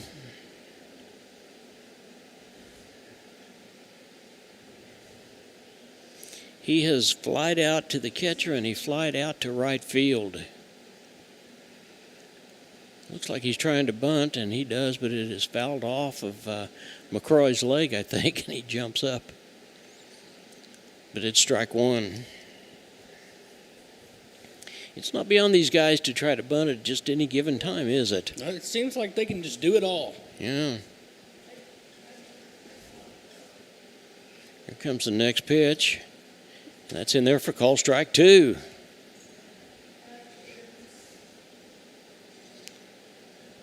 So Jennings has not slowed down at all in the midst of all of this. He just keeps right on hacking away and got him on strike three. And that is the third strikeout for Jennings. And that one, we're going to call, Matt, the Linda Ronstadt pitch. It blew by you. Yep. Absolutely. Here's Tui. Cats are still trying to find that first 3 up, 3 down. And there's the first pitch. And it's a little bit low and outside for a ball. Thought we had that first 3 up, 3 down in that last inning, and then they came around and scored a couple. There's the next pitch, and that's in there for call strike 1.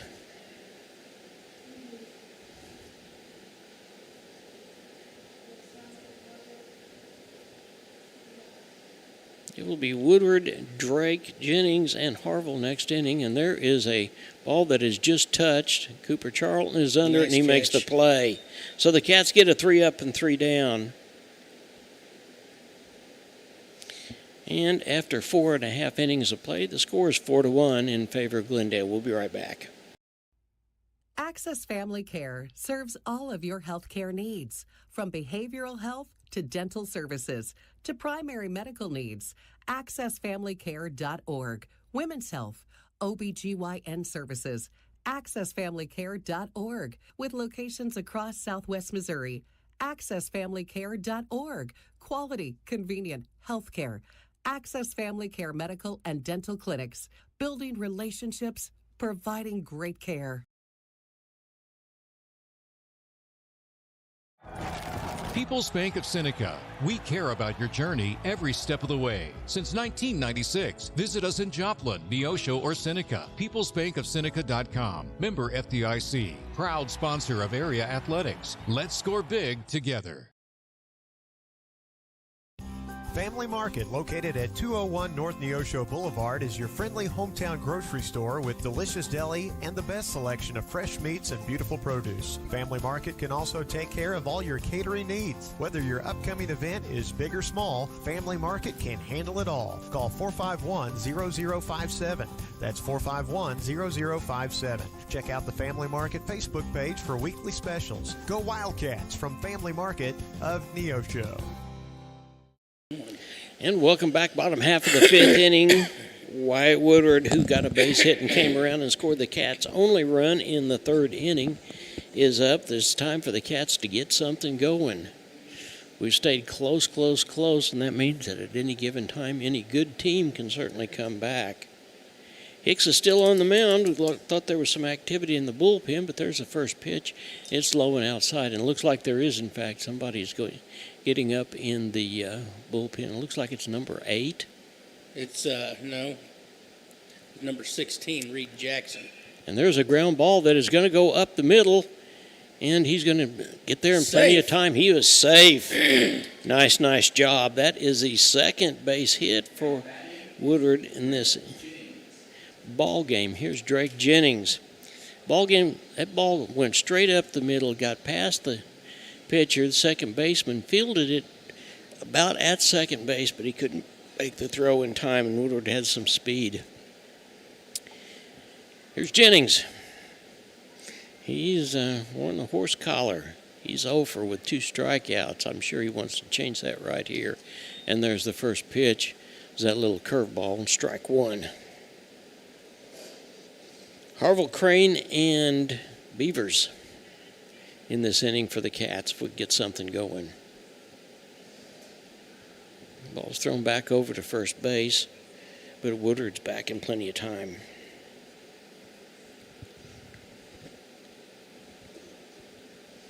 And he's not beyond stealing a base. He stole a couple in that last time he was up. There's a pitch that's called strike. Looked like that was a little bit of a sinker ball. Jennings just hangs in there. He says, come on, I'm ready. Let's go. I want to do something to help my own cause. And there's a ball that bounced. That'll run the count to a ball and 2 strikes.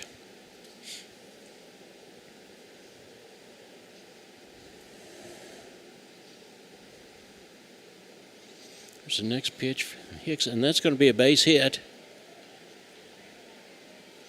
And move everybody up. Nice hit that time by Drake Jennings. So we've got runners on first and second. He just slapped that ball too. Yeah, that's what he did. And coach is going to take time out. Looks like he's looking over at the bullpen to see if anybody is ready. Okay, here we go. Reed Jackson. Reed Jackson is going to be the new pitcher. we will take this time out, and we'll be right back. You're watching the Neosho Wildcats on the KNEO Neosho Wildcat Sports Network. Today's sporting event is being made available for your family by Chris Wright of Dig Right Equipment Rental, located just off Highway 49 at the Carterville exit by Casey's. Open Monday through Friday and Saturdays till noon with rentals of outdoor construction equipment and even attachments for your machines. Chris Wright of Dig Right Equipment Rentals is a proud supporter of today's game. 417-317-4995.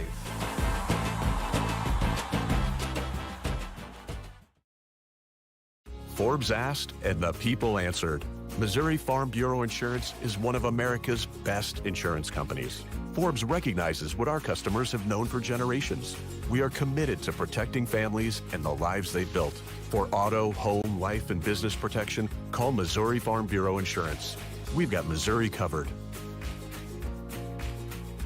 I am Josh Dotson with Missouri Farm Bureau Insurance Services.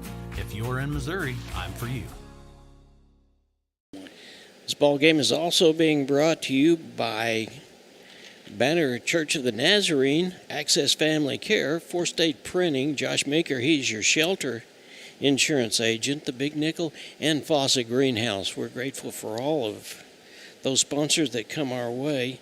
Well, that closes the book on Mr. Hicks. He's pitched a really, really nice ball game, but the runners on base are his. He picked up a couple of strikeouts. He gave a couple of passes. He hit one pitcher, and he gave up 5 hits. And Coach Julian says that's enough. We need to go ahead and get somebody in here. It's late enough into the innings that that'll work. So the designated hitter, Reed Jackson, will be pitching, and we'll just see what happens. But I have a feeling that Mr. Hicks may get an opportunity to get in that DH position, or maybe somebody else. All the Cats are going back. The base runners all came together and huddled up to kind of remind each other what they need to do. And we'll be ready to get this ball game underway here in just a couple of minutes. Pitcher of record over on the other side is Greg Jennings, who is over on first base. We've seen Jack Goodell in the Neosho bullpen warming up. Jackson looks down, and here comes the first pitch, and that's a ball low and outside. Harville has flied out to the catcher and has had a base hit and was stranded at second base, but he did get the RBI, bringing Woodard around.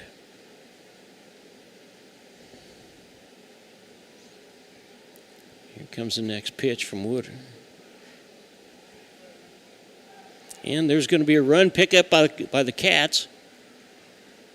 No, we're going to stop right there. Stop right there. And that was a pitch that was snapped back by the catcher. It was over the first baseman's head, and that allowed everybody to advance. So now the Cats have got no outs and runners on second and third. And there is a ball and a strike to Colton Harville. He looks over at Coach Keith Kilgore down on the third baseline. This could be the opportunity the Cats need, Matt. A ball in between first and second would be in order right now. And they're swung on and it's fouled off. And the catcher gets it again, so the coach is going to come back out and talk to him. Looks like this one got him in the arm. There's a foul ball apparently that came off of his arm. He's certainly holding his right arm. And the coach is going to come out and have a look too. Northwest Arkansas Naturals are in home through the 12th, which is next Sunday. They face the Amarillo Sud Poodles. The ticket information, visit WNANaturals.com, a supporter of KNEO Baseball. Another supporter of KNEO Baseball, the Springfield Cardinals are at home, and they're at home through Sunday the 12th as well. They're facing the Tulsa Drillers, which is always an exciting game because they're close enough to be a real rivalry there. For ticket information, visit SpringfieldCardinals.com, a supporter also of baseball. And home plate umpire is talking to McCauley for just a minute or two. We're going to give him a chance to maybe get a couple, and well, maybe not. Maybe he says, I'm okay, and we'll just keep going. Reed Jackson is the relief pitcher on in place of Hicks. And the count to the batter, Harville, is a ball and 2 strikes. Jackson's thrown 7 pitches so far. The Cats have got runners on second and third.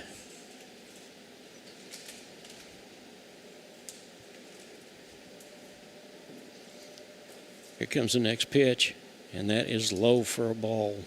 That'll even the count at 2-2. Jackson's got kind of a herky-jerky move. He looks around, and all of a sudden, then he just almost explodes. So the count is even at 2-2. Runners on second and third. Bottom of the 5th inning, there is 1 out. No outs. Or no outs, that's right. Here comes pitch. And there's another foul ball. Harville's staying in there. He's battling it.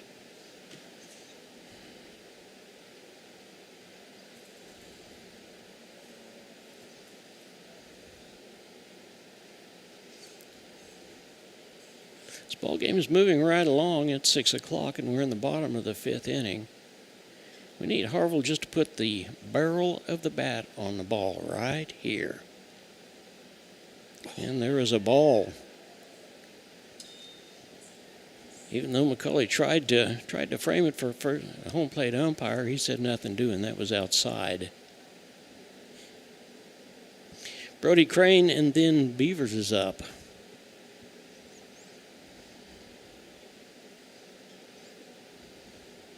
And there's another foul off. Harville continues to waste those pitches. I tell you, we're going to have someone in a position that they're in right now, I'd just as soon it was Colton Harville. He has knocked the cover off the baseball the last few times that we've seen him.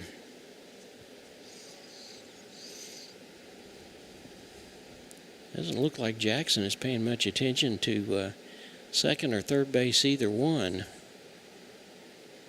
He just looks down. Looks at third. Here comes a pitch, and that's ball 4. So the bases are loaded for the Cats, and here's Brody Crane. That's what we brought him for, isn't it? Yep. Crane signed based on his pitching arm with the University of Arkansas, but we've seen him hit the ball as well. Bases are loaded and no outs. Jackson looks down. Here comes the first pitch to Crane. Ball low. Everybody stays put. McCauley does a nice job of keeping the ball in front of him that time.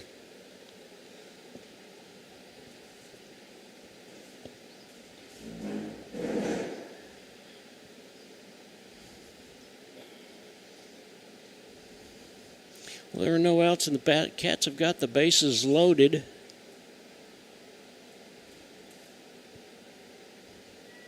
And there's another ball low and outside. So since Jackson's been in, he has thrown 14 pitches.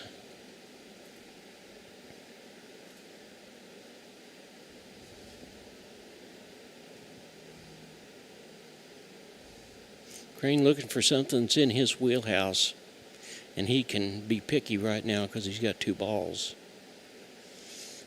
Comes the next pitch, swung on, and that's going to be out of play. It's back into the soccer field for strike 1.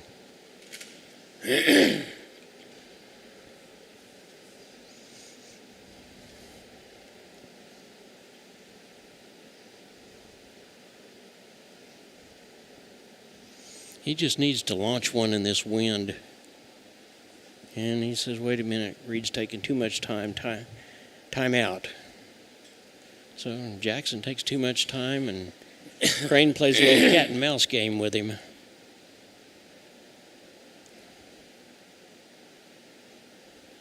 Just get a hold of it. And that's foul back for strike 2.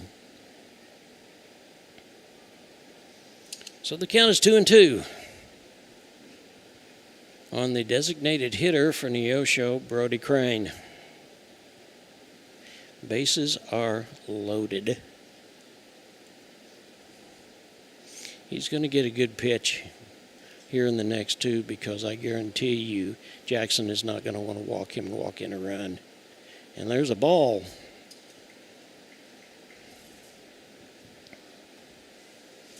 Matt, this is what you call fastball hunting. Yeah, exactly.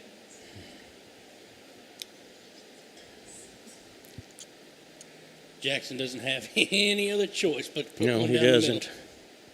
And Crane knows it. He's a pitcher himself. Ball 4. And that walks in a run. So Crane gets a free pass.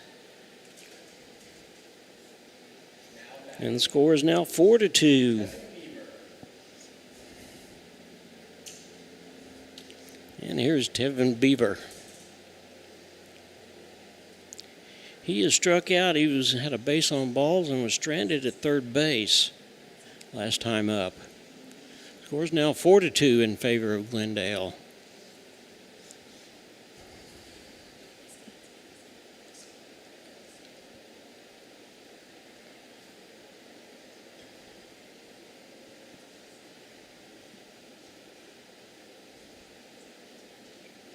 There's a ball low. I believe Jackson's thrown enough low pitches like that. I would wait and make him throw a strike. It's his only option is to throw a strike right now. Or he walks in another run.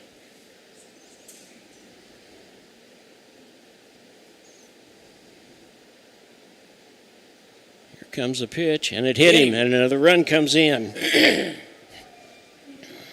See what I'm saying? He has no choice at hand. And the coach is coming out. Harville will be the batter. The Cats have picked up 2 runs on nothing of their own to say except for the 2 base hits that started. And the score is now 4-3 in favor of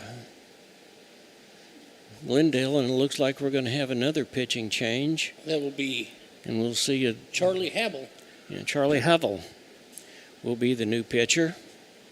He'll get some warm-ups, so while they're warming up, we'll take this time out. We'll be right back. Want to know what your home is worth? Stop by to get a free competitive market analysis with Show Me Real Estate of Neosho. They're proud to serve the Neosho area and will stay with you every step of the way, whether you're buying or selling. A family-owned business for over 25 years, Show Me Real Estate of Neosho. 417-451-1700 or by email at gkitchen.showmerealestate@gmail.com. Home of the Happy Campers.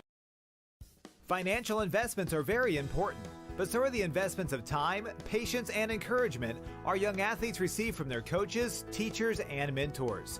Joe Ringstaff, your Neosho Edward Jones financial advisor, understands this. That's why Joe Ringstaff is a proud sponsor of the Neosho Wildcats on KNEO. For all your investment needs, call 417-451-7789 or stop by the office at 2502 Lusk Drive, Suite D in Neosho. Edward Jones, making sense of investing. Member SIPC. Forbes asked and the people answered. Missouri Farm Bureau Insurance is one of America's best insurance companies. Forbes recognizes what our customers have known for generations. We are committed to protecting families and the lives they've built. For auto, home, life, and business protection, call Missouri Farm Bureau Insurance. We've got Missouri covered. I am Josh Dotson with Missouri Farm Bureau Insurance Services. If you're in Missouri, I'm for you. All right, the new pitcher of record is Charlie Hubble, and Kyle Julian is going to shortstop. We can't tell who is at center field. Bases are loaded for Gage Harville, the shortstop. Harville has been on base twice. He was walked and then he was hit by a pitch.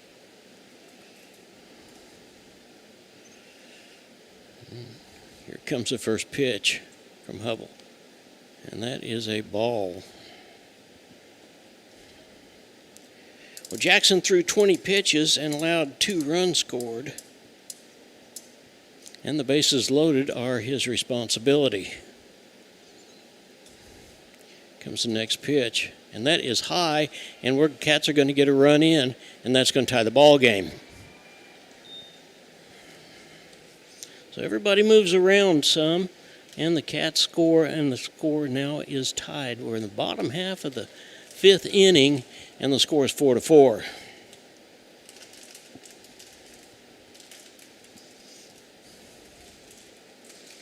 Gage could turn on one into right field, and he's going to step out for just a minute and think about it a little bit.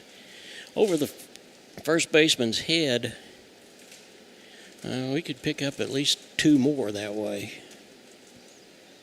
Here comes the next pitch from Hubble, and he swung on strike, leaving the count at 1-1. That was a low pitch. It was a heater, though. It was. Gage stands in there, and he's just waiting. He's got grit in his teeth, and here we go. Here's the pitch from Hubble.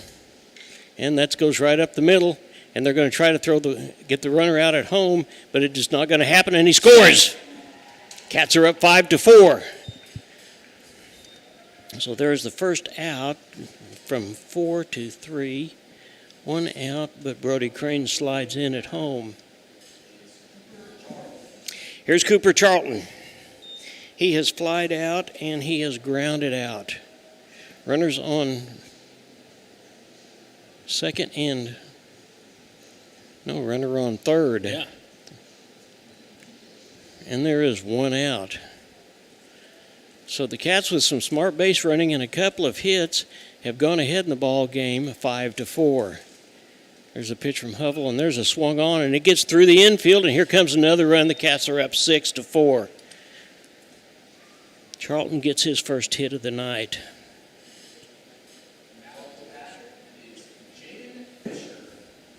Here's Jaden Fisher. Charlton's on first base. Fisher looks down at Coach Kilgore, and he steps in.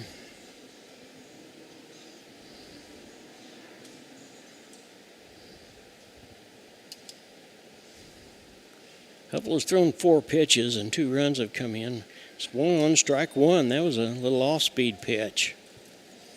However, the runs are the responsibility of Jackson.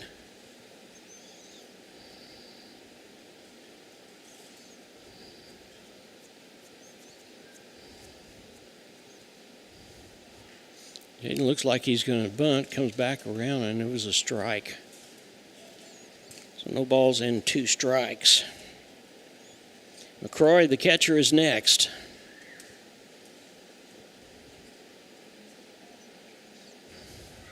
Snap throw back to first base. Charlton's back in plenty of time.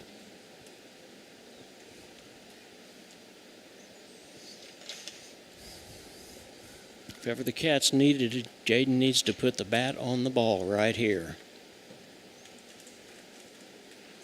That's a call strike, and he's out. We get to swing that bat. So there's 2 outs, and here's McCroy.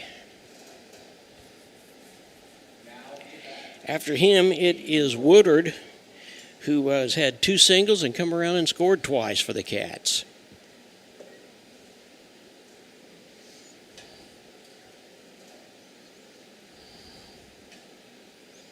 There's the first pitch, and that's swung on, foul ball, strike 1.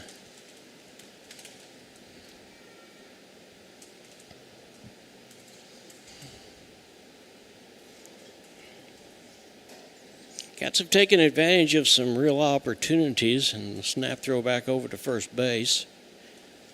Charlton's back in plenty of time.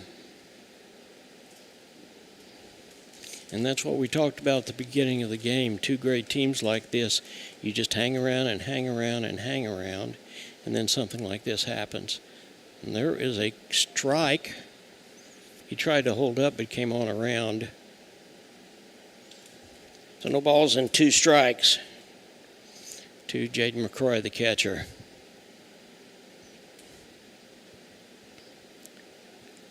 And here comes the next pitch. It's foul balls. And that was a hit and run. And Charlton was almost at second base by the time the ball got home, wasn't he? He had a good lead.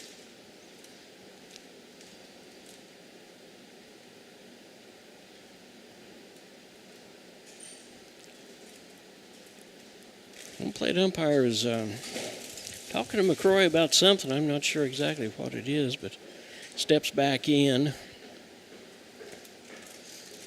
Cats have picked up 5 this inning. Here comes the next pitch, and that is strike 3. Looked like a high pitch, but it must have dropped right in there. But the damage is done. The Cats pick up 5. And after 5 innings of play, the score is Glendale 4, your Neosho Wildcats 6. We'll be right back after this. People's Bank of Seneca. We care about your journey every step of the way. Since 1996, visit us in Joplin, Neosho, or Seneca. PeoplesBankOfSeneca.com. Member FDIC. Proud sponsor of area athletics. Let's score big together. Chapman Sawmill and Hardwood Lumber is located at 17402 Kentucky Road in Neosho. They specialize in custom woodworking, wide plank flooring, and custom sawing. They make headboards, dining tables, coffee tables, and even stairs for a staircase. For more information and see some of their work and get pricing, call 417-438-5507.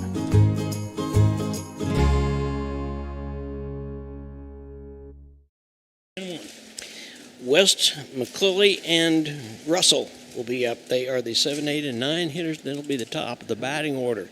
Top of the 6th inning, Cats picked up 5 runs. They had 3 hits in picking up those 5 runs. And they were very disciplined at the plate. We walked a run across, and then they hit a batter, and that walked another run across. And that's where we sit at this point. Cats need to continue to take advantage. Let's get another 3 up and 3 down. That's what we had in the last inning. West will be the first one to hit, and he's had a base hit, and then he's grounded out.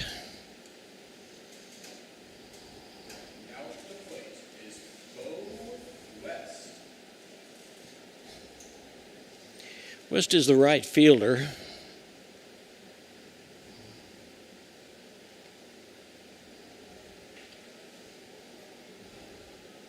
Drake Jennings, the pitcher of record, there's the first pitch, and that's high for a ball. He's picked up 3 strikeouts so far.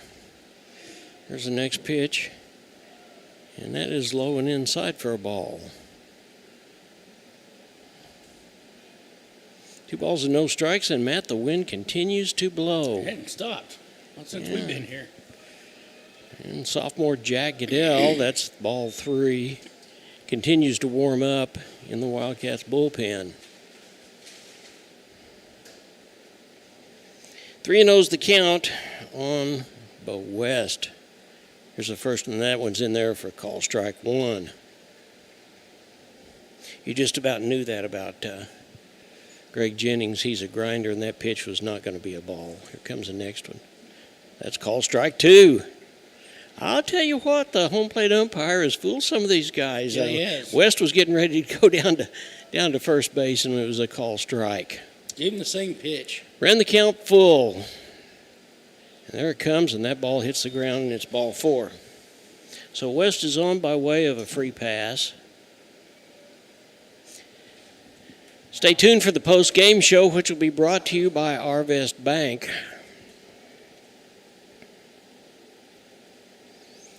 Alex McCroy is up. He had a single,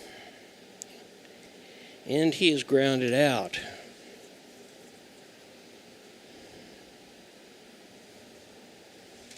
Good opportunity for a double play ball right here. There's the first pitch, and it's high for a ball.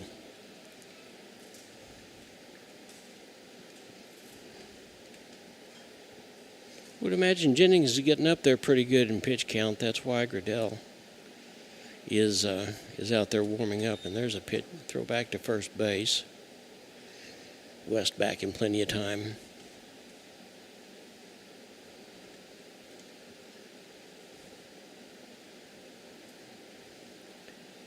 And he's kind of taking his time. I'm sure he's been told to slow down his pitches a little bit. And there's a swung on, and it's a foul ball. And that'll even the count at 1-1. He just needs to slow down and relax. And it's hard for a pitcher, Matt, to slow down and just relax, especially when your team is just giving you a bunch of runs. You want to be able to show them that you know what you're doing out there on the mound.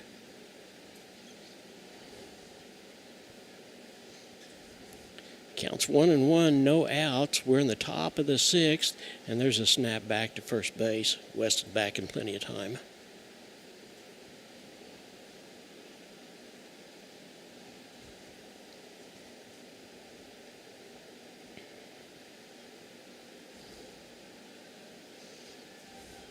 Oh, and that was a hit him, and he will go on to first base, and the runner is down at second. And Kilgore takes the mound. And Kilgore's going to come out. And he's walking out there slow. He wants to give Goodell as much time as he possibly can.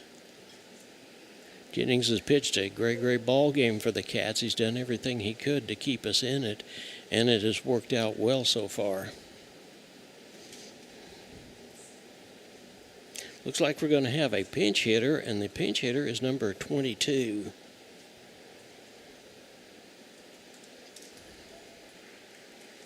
Yeah, and there goes Jennings, and here comes Jack Goodell, the sophomore. I don't have a 22 here, so it must be somebody off the JV JV, obviously.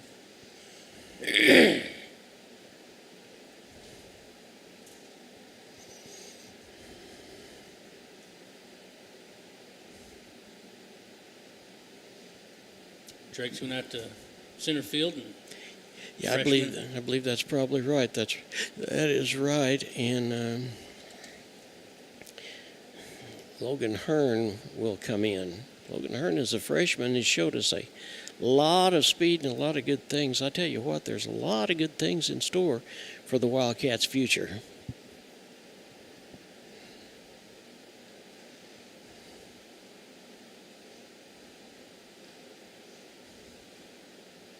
Jack's going to throw a few pitches, but I tell you what, he plays shortstop too. Does a nice job on the JV team.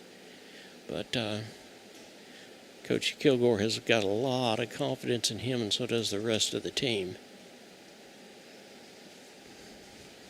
So we want to give him plenty of time to be able to warm up.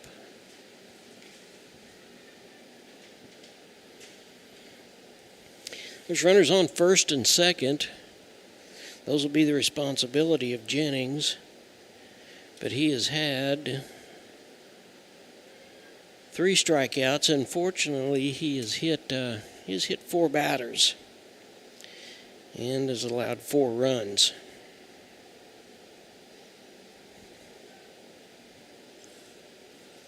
And I said he's got 4 hits.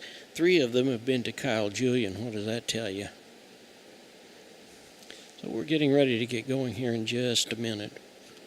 I believe we'll hear Mr. Julian's name mentioned when we get ready to talk about where he's going to go to school. And he may very well just go to Missouri State. Yeah. At least I would. I'd do my very best to see if I could land that young man. Okay, the home plate umpire signals 1 more pitch, and then we'll be ready to go.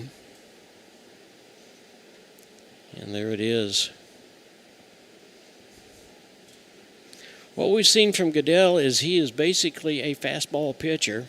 He's got a curveball. He's got a little bit of a slider as well, but he is a fastball pitcher. Like we said, number 22 is up. He is a pinch hitter. We don't know exactly who that is, but he is a right-handed batter. Ground ball right here is made to order for the Cats. First pitch from Jack. And the ball. Looked like that they wanted to bunt the ball, but everybody was coming in, but it was high and outside for ball one. And there's nothing wrong with that. Throw a ball like that, especially if you want to see what the batter is going to do. And obviously he let us know that.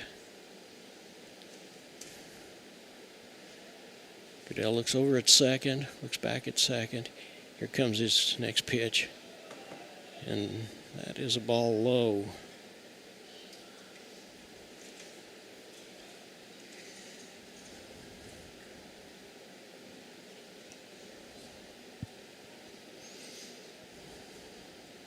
There's somebody else warming up in the Wildcats bullpen. I can't tell exactly who that is.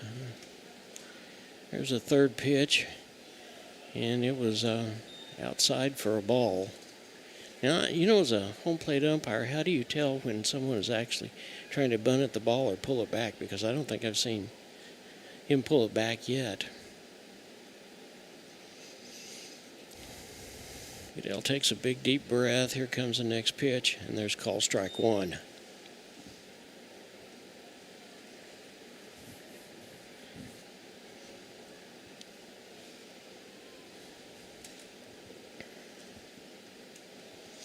We'll see if he tries to bunt it this time. And it is, and it's bunted foul for strike two. Take it. You bet that'll run the count full.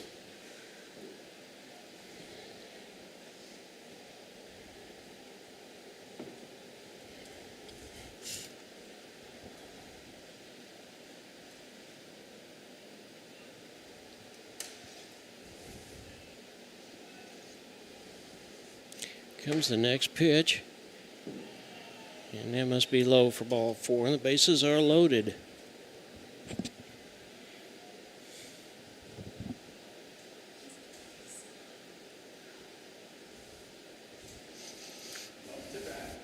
Well, much like it was with the Cats, bases are loaded and there is no outs. And here's the top of the batting order. Roach hit a triple his last time up.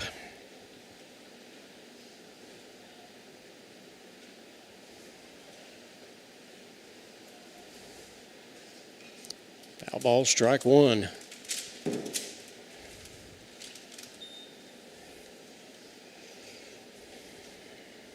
Roach plays left field. He got a base on ball, or he got a triple in the fourth inning and came on around to score. Here comes the next pitch. A little off-speed pitch, and that was outside for a ball. And leaving the count at 1-1, bases loaded, no outs, top of the sixth inning. Cats up by 2, 6-4.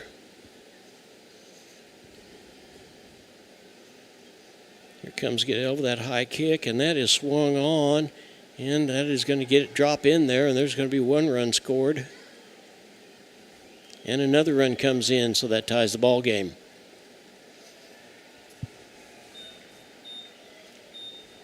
So Roach does what he needed to do.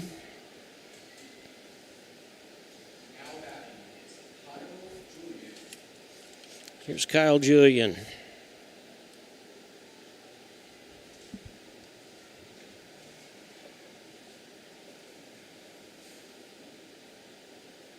Julian's had 3 hits.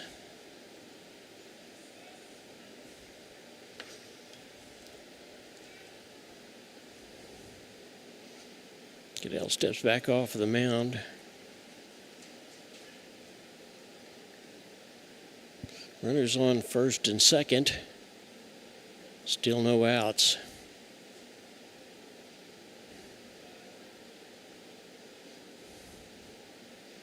That's in there for call strike one. I believe that was a curveball. Yep.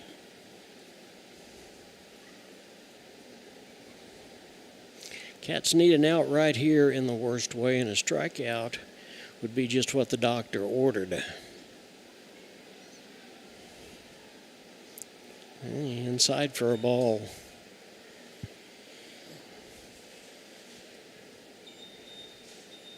They'll run the count to 2-1.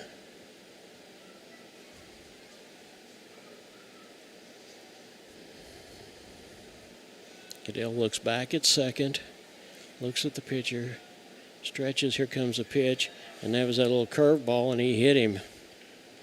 So the Cats cannot seem to keep from hitting batters. And here comes Kilgore. And that loads the bases. Kilgore's coming out. We said that there was somebody warming up. I'm not sure who it is, but it looks like he's going to. Logan Hearn would be the one out there. Is it Hearn? Okay. Because Hearn is one of the relievers as well as Goodell, and that's exactly what he's doing. Logan Hearn is going to come in. He started at center field. The other relief pitcher the Cats have got is Wyatt Woodward. Well, this is number 11. Logan Hearn. All right, that's exactly who it is. We'll take another timeout while we're waiting. You're watching the Neosho Wildcats on the KNEO Neosho Wildcat Sports Network. Tally Tire at 18152 East Highway 86 is a proud supporter of local high school athletics. Tally Tire is your full-service car and truck headquarters. They carry name-brand tires such as Nexen, Mastercraft, and Uniroyal, ATC camper shells and bed covers, and do oil changes and tune-ups. Call Tally Tire today for all your automotive needs at 417-451-0457 or online at tallytire.com. A proud supporter of local high school athletics is Numac Electric. Serving Newton and McDonald County, they provide power for area homes and businesses and want to wish all the athletes much success throughout the season. For online bill pay and account information, the website is numac.com or 417-451-1515. Numac Electric, proudly serving Newton and McDonald County, where their slogan is your touchstone energy partner. Welcome back. It is the bottom half of the sixth inning, or top half of the sixth inning. It's a strange ball game. There was some powerful pitching going on for 4.5 innings, and then pitching kind of fell apart for Glendale, and now we're having another pitching change here with the bases loaded, and there was no outs. And the score's tied up 6-6. I'm sure this is a ball game both these coaches would just as soon gets over with. Ours looks like we haven't seen a whole lot of heat from him yet, but I have a feeling we're going to. Umpire calls for one more pitch and we'll be ready to go. Hearn's a lefty. He's a freshman also. He was playing center field a little while ago. What we know about him is he has a lot of speed. He gets on the bases and kind of manufactures his own. Here's Brady Yates. He was hit by a pitch. He struck out and flied out.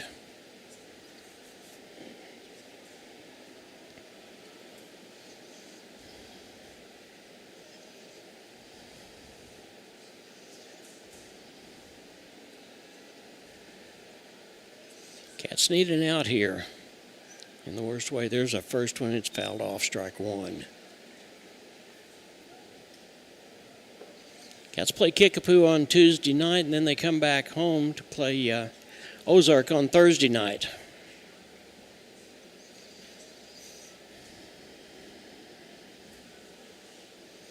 There was a swinger that did not curve for ball one. Hearns has got his first step a little bit towards first base, so he's certainly keeping everybody honest. And here comes his next pitch. And that's a little bit high for ball two.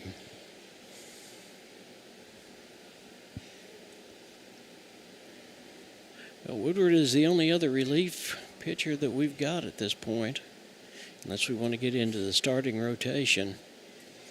His next pitch, and that is fly ball, and fair. It is going to fall foul. No, it's fair ball. It's a fair ball. And Coach Kilgore's going to come back out, and he's going to ask about that. And he's going to say, nope, it was a foul ball. I'll be.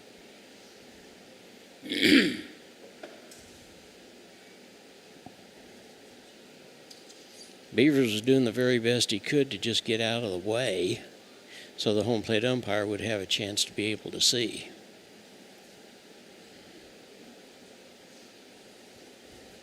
So the count's now 2-2 on Brady Yates.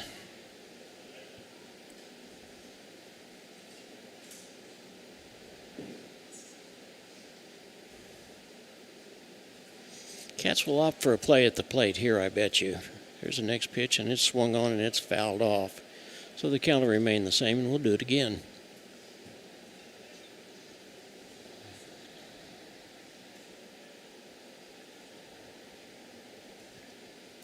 Right-handed batter steps back in there. And here comes the pitch from Hearn. And it's high, so that'll make the count full, 3-2.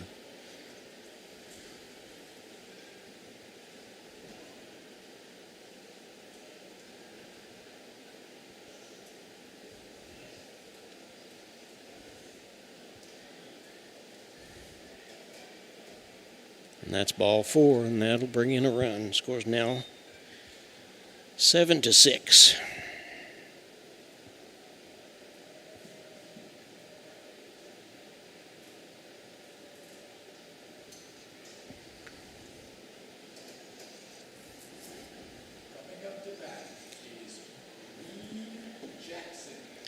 And here's Reed Jackson, who was originally the DH. He came into the ball game and pitched, faced about 4 batters. He's right back in, was out of the ball game, and now he's back in that DH position.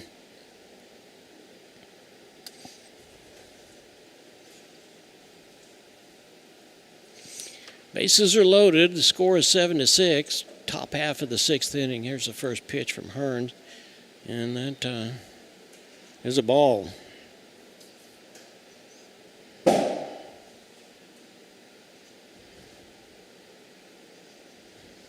Wind continues to blow, doesn't it? Yep. And here comes the next pitch from Hearn, and that's swung on, strike 1. Fouled that right back into the backstop.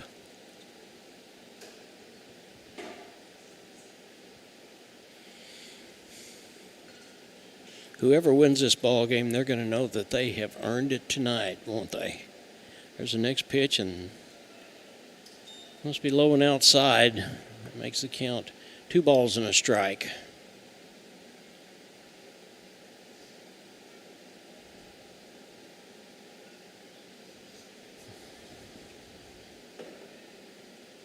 Here's the next pitch, and that was outside, so that'll make the count 3-1.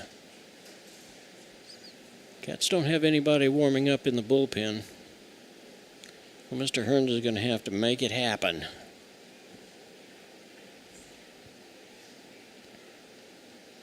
Looks down, here comes a pitch, and it's ball 4. Kilgore takes the mound.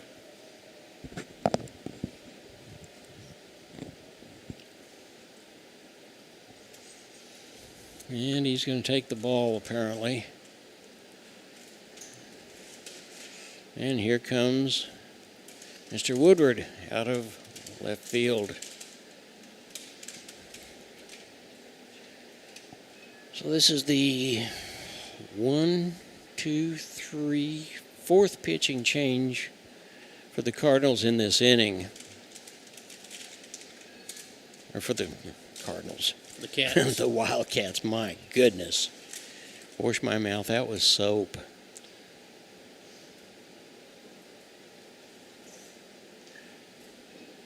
I mean, they've got us over a barrel. You have to throw strikes. Yeah, we absolutely do. You have to throw strikes. I mean, you cannot.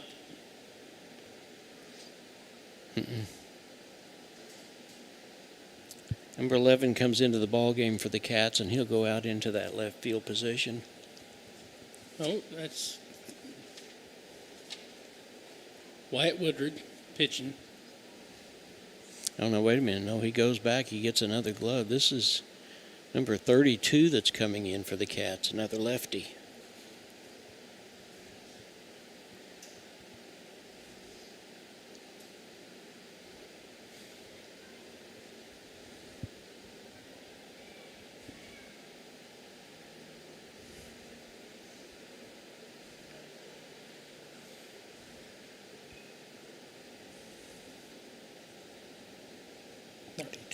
Yes. Wyatt Woodward.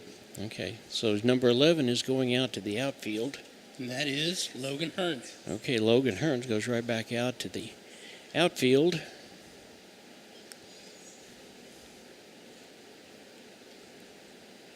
And here's Woodward.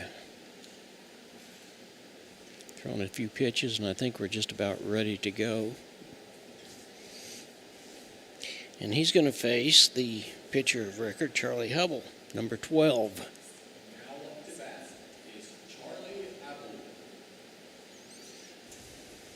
The score is now 8-6 in favor of Glendale.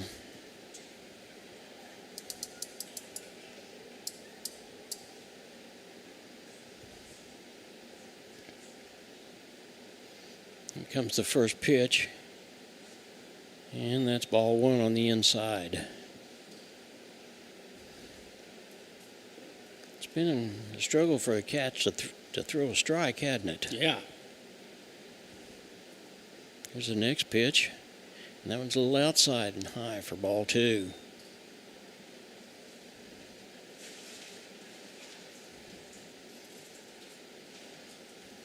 What we've got to do at this point is put the ball in play.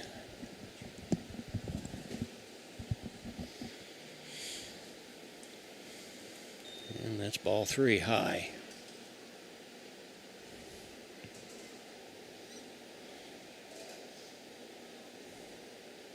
Caden Toohey, the first baseman, will be up next. Here's a pitch that's in there for call strike one. So Woodward gets his first strike. He's kind of been the Cats' mainstay. He's had 2 hits, and there is a ball that is hit, and it's hit out to left field, and I can't tell you what's going to happen, but it looks like that we caught that one. And a run comes in.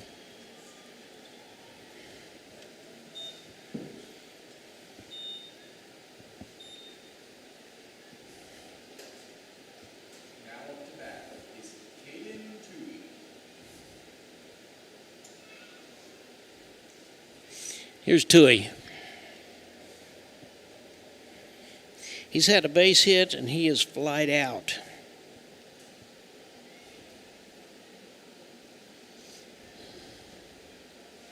Well, the Cats put the ball in play that time. That one's a little bit high for a ball.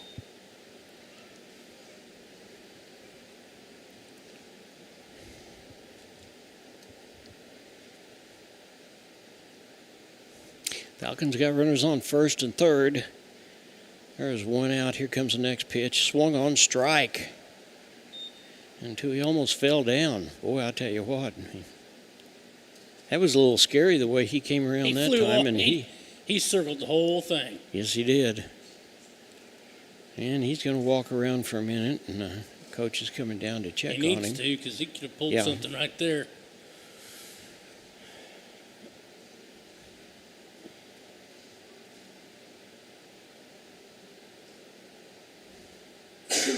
There'll be a JV ball game after this one, so you still got plenty of time to come on out and watch the Cats and support them. He's talking to the home plate umpire right now, so maybe he's going to be given just a minute or two. The count is even at 1-1. There is one out, and runners on first and third.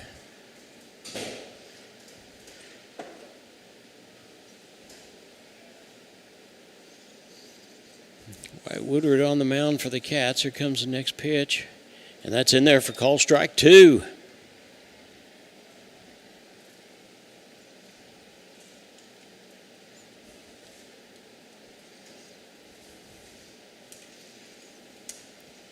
There's the next pitch, and that's strike three. Got him. So there's 2 outs now.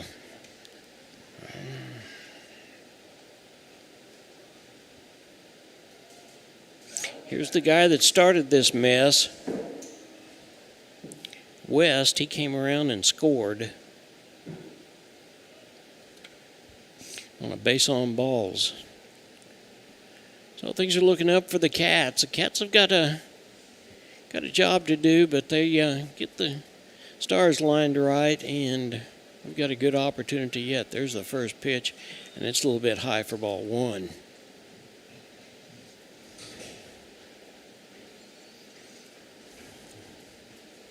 Woodard on the mound for the Cats. And he's just going to rock and fire, and there's a call strike on the inside corner.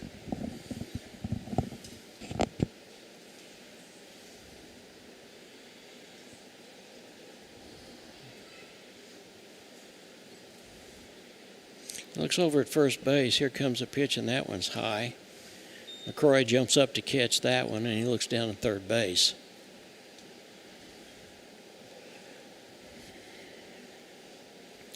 Two balls and a strike on right fielder Bo West. There's the next one. It's a little bit high. That'll make the count 3-1. After West, it'll be Alex McCulley, the catcher. Here comes the next pitch, and that is a foul ball. Looked like he tried to check swing that, and it jumped up in the air, and catcher jumped out and caught it, and the umpire called it foul ball. So that'll run the count full. Look for Jackson over at first base to take off with the pitch, and there he goes. And that's ball four.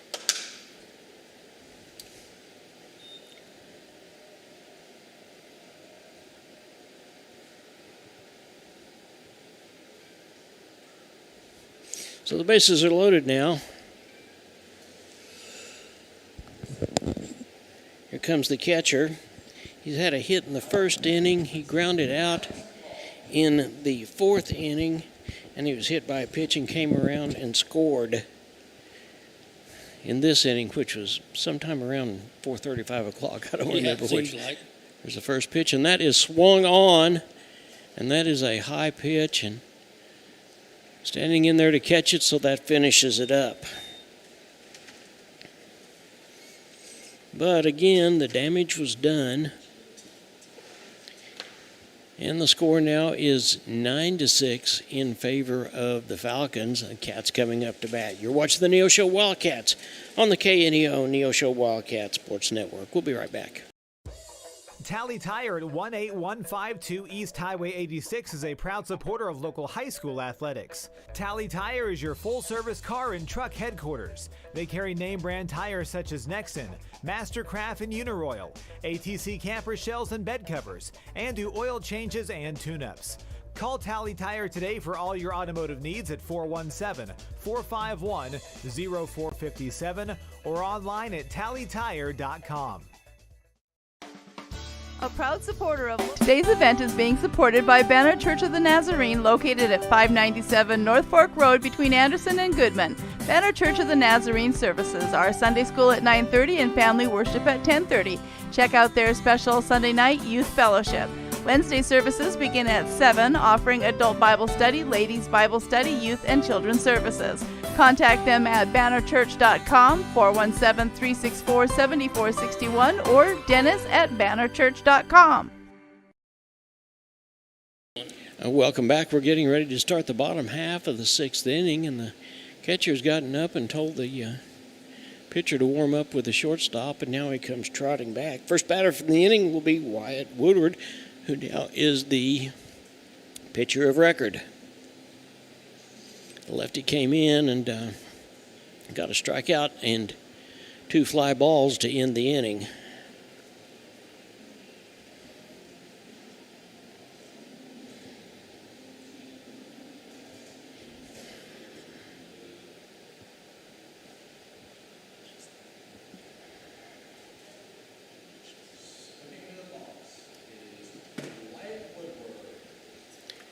Woodward steps in from the left-hand side. Like I said, he's had 2 hits and come around and scored twice, so we need him to get us going again. He's going to step out for just a minute. I don't know what we're waiting on, but the batter steps out. He steps back in. And Charlie Hubble, the pitcher of record for Glendale, there's the first one, and it is a ball.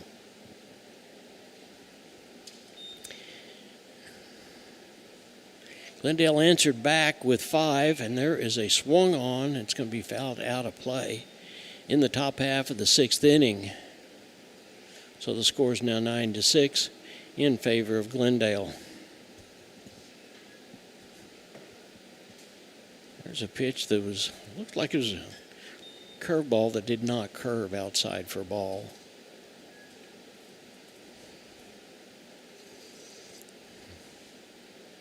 And that ball got away from catcher inside for ball 2.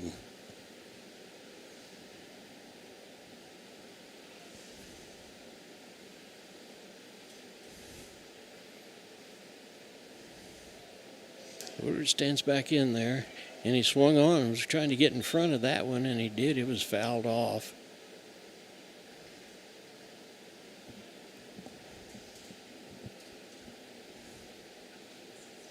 The count is now 2-2. And there's a solid hit right up the middle.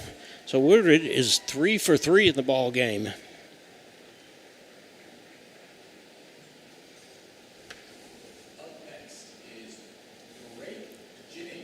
Here's the top of the batting order. Number 13, Drake Jennings, started on the mound for the Cats, pitched 5 solid innings, and then it just kind of collapsed for both teams after that. Drake has struck out. He's had a base hit and came around and scored. And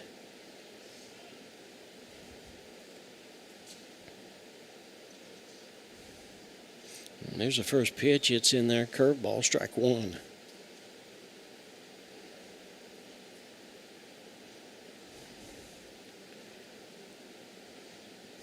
Hill not paying much attention now. Now I guess he is. Woodward over at first base because he snapped throw over there, and Woodward's back in plenty of time. Colton Harville, who's had a hit, has been on base and came around and scored, is up next. And they throw back, and he's going to go ahead and get second base.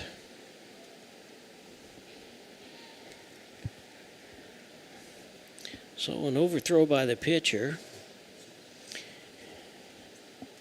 gets Woodward in scoring position. And the catcher, McCulley, is going to go out and talk for just a minute. He's probably telling him just throw strikes. Yeah, I bet you that's what he's doing. He's telling him just to pay attention to the batter.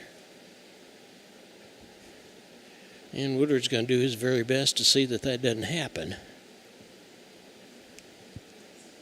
Something's happening out in left field. Oh. Yeah, a ball got over, I guess. They got it back in now.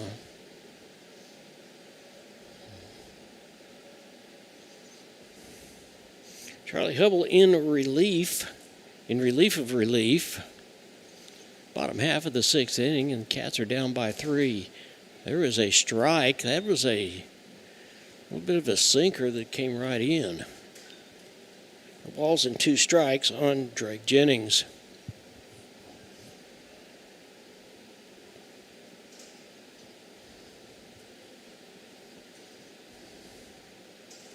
Here comes a pitch, and that's a ball. That'll even make the count a ball and 2 strikes.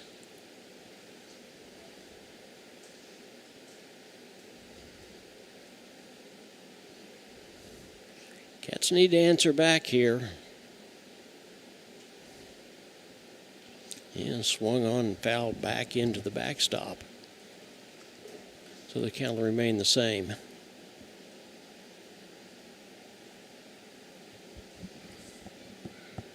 Nobody in this crowd is left, and you can see why. This is a battle between 2 COC rivals and district rivals. So the next pitch, it's outside. Got away from McCulley for just a minute, but Woodward said he was not gonna go. So the count's 2-2. No outs. The Cats have got a runner on second base. Drake Jennings had to hit his last time up and came around and scored. There's a pitch, and swung on strike 3. So there's the first out. And here's Colton Harville. Harville flied out. He had a hit back in the third inning. He walked and then came around to score. Brody Crane will be up next, and then Tevin Beavers. Top of the batting order. It's the first pitch from Hubble, and that's swung on, strike one.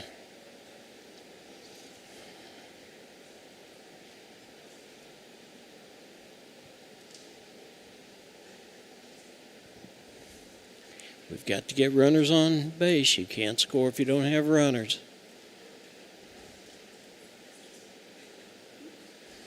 Cats have just got to remain patient. And that's a ball outside. That'll even the count at 1-1. After Harville will be Brody Crane, then Beavers. Crane walked his last time up. Looking back at Woodward, he's playing cat and mouse, and there's a swung on strike two.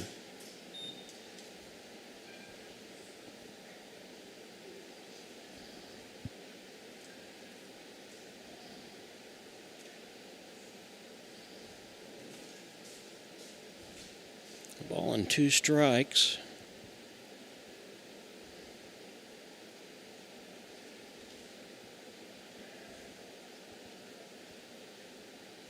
Oh, we got away. A simple little run that the catcher didn't get, and he got away. So Harville is at first base, and Woodard is at third base. Just when you think, Matt, you haven't seen it. Here's Brody Crane, who with one swing of the bat can tie this ball game.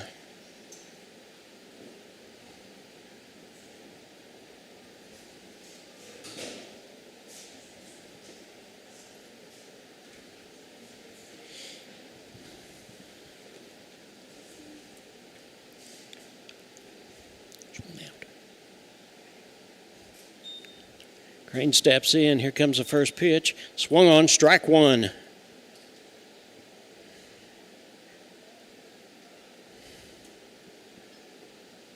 There's only one out because catcher dropped the ball and threw it. So. Yeah.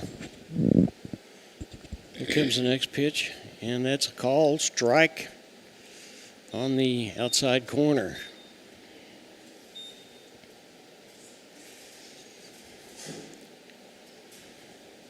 Crane walked and came around and scored in the last inning.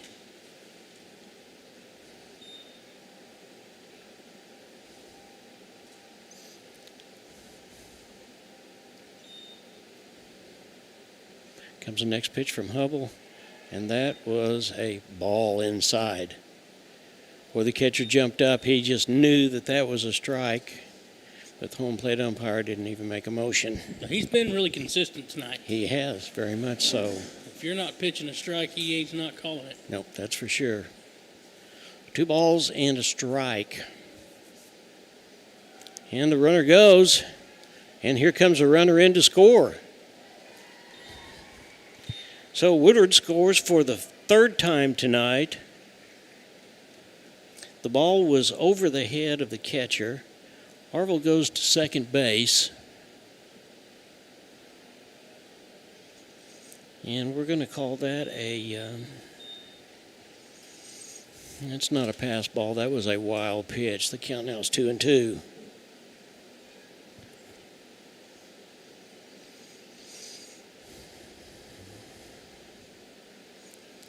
Hubble looks at second. Here comes his pitch.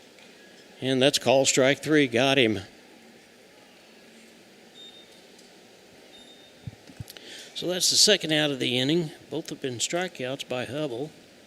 Cats have picked up one so far. Here's Beavers.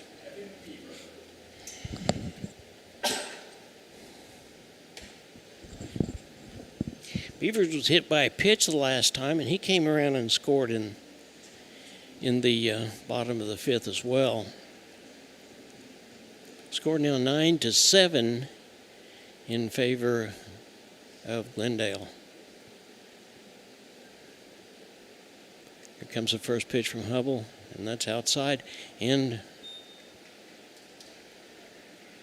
The runner goes on to third base. So Harville is at third base. That's a stolen base. There's 2 outs. A base hit's going to score another one for the Cats. And there's a called strike right down the middle.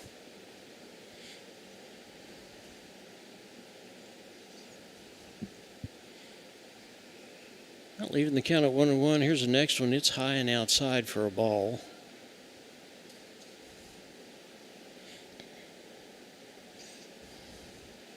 Cats need to pick up the runner down at third base in any way, shape, or form. There's no doubt about it. And that is inside for a ball. I think that was a curveball that did not curve.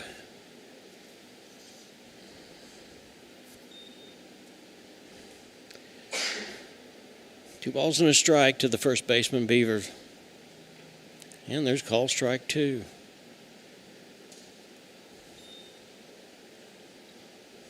Beaver just kind of dropped his bat for a minute, and then I turned around and picked it back up. That'll even the count at 2-2. Comes the next pitch, and that was ball 4. So Beavers is over at first with a passed ball. And here is Gage Harville.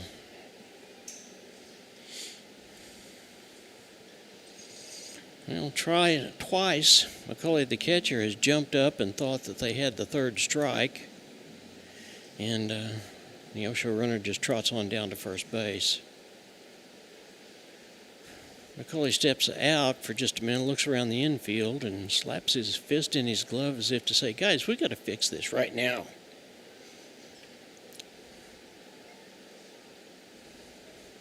Well, that was a nice show. It was. It certainly was.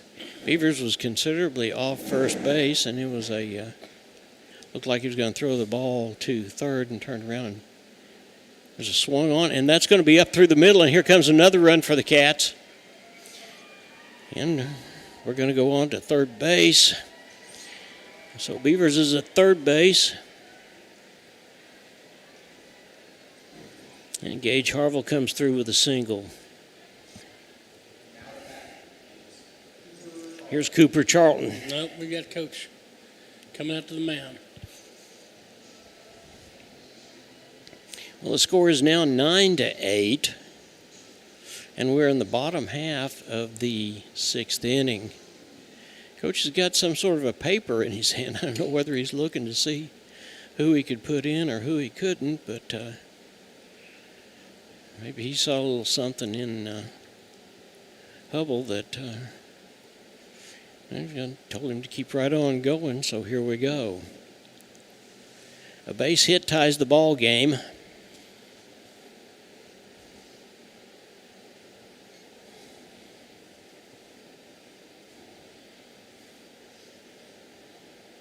Charlton had a base hit his last time up and was stranded at first. Here's the first pitch, and it's in there for call strike 1.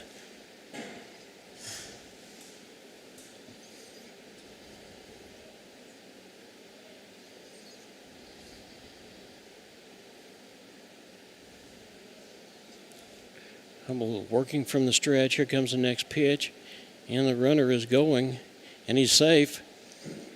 And he gets him, got him at home. So the Cats had an opportunity. It just did not work, and looked like that we were putting on a play. You bet. Absolutely. Ball was thrown from second, was from the catcher to the second baseman, back to home to get Beavers out at third base. But the Cats did pick up a couple. The score now is 9-8 as we go into the top half of the 7th inning. You're watching the Neosho Wildcats on the KNEO Neosho Wildcat Sports Network. Today's event is being supported by Missourians know we've got their back. For 75 years, they've turned to Missouri Farm Bureau Insurance for dependable, personalized life insurance coverage. That's 75 years protecting families and the lives they've built. For small-town values and big-time protection, call Missouri Farm Bureau Insurance. We've got Missouri covered. I am Josh Dotson with Missouri Farm Bureau Insurance Services. If you're in Missouri, I'm for you. Chapman Sawmill and Hardwood Lumber is located at 17402 Kentucky Road in Neosho. They specialize in custom woodworking, wide plank flooring, and custom sawing. They make headboards, dining tables, coffee tables, and even stairs for a staircase. For more information and see some of their work and get pricing, call 417-438-5507.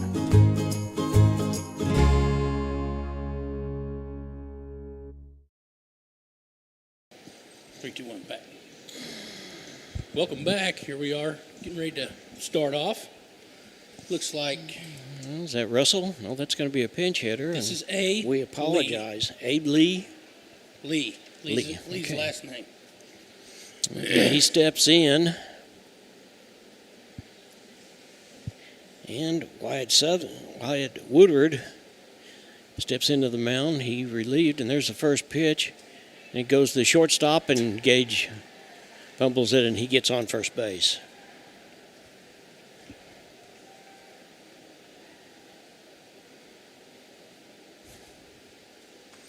Woodward is the pitcher of record. He has hit 3, and he has scored 3 times. Setting up for a double play now, and here is the guy that has been another cat killer, and that is Colin Roach. So we got a pinch runner, but we don't have the number, name or number on there. It's number 22, just no name. Okay. We've seen him before, haven't we? Yeah. Okay. Woodward stretches, and there's the first pitch, and it is a foul ball that Gage tried to get, or not Gage, but Colton tried to catch it. Just didn't happen, but it's foul ball, strike 1. Boy, that would have been a nice one to be able to put in our pocket, wouldn't it? Oh, yeah.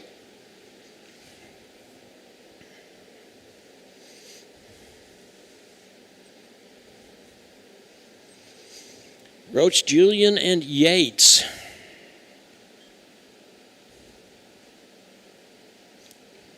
No balls and 1 strike. Here comes the pitch. And it's in there for call strike. Yeah. Roach thought that he was going to duck down, and that was not going to be close, and it dropped in for a strike. That curve came down. It sure did.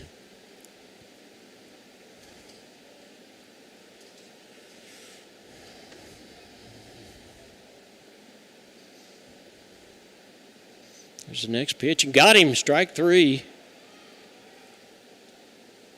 And everybody is safe. The ball got past McCroy. And there's a strikeout, but... And the runner is over on second base as well. But the runner was out. Oh, and he went on to second, didn't he? Yeah, it was a strikeout, but... Yeah, 22 went to... Yeah. There's the first pitch, and that's going to be a little bit high for a ball.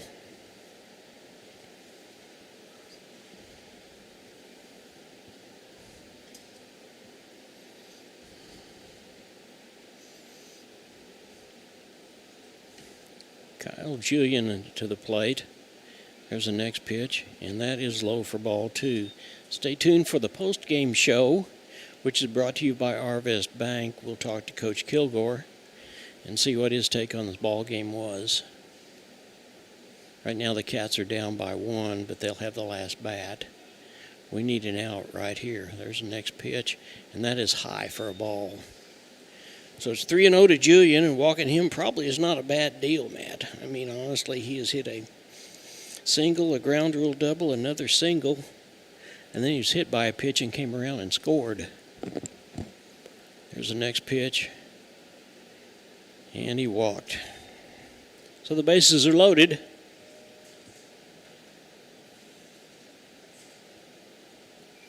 And here's Brody Yates.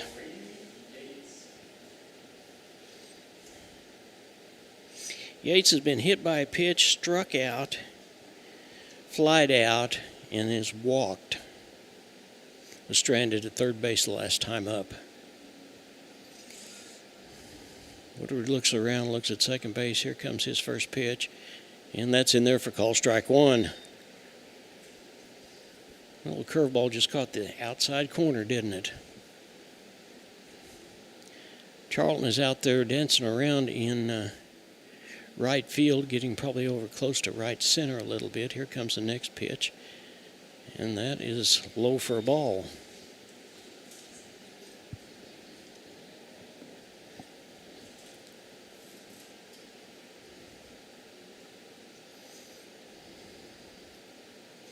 Wyatt Woodward on the mound for the Cats. There's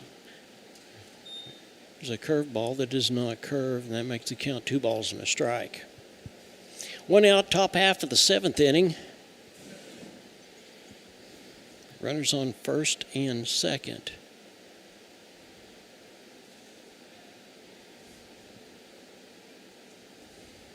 Call strike.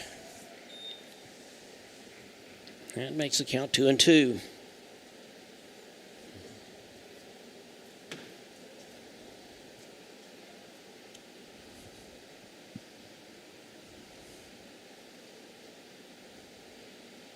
Ball 3 inside.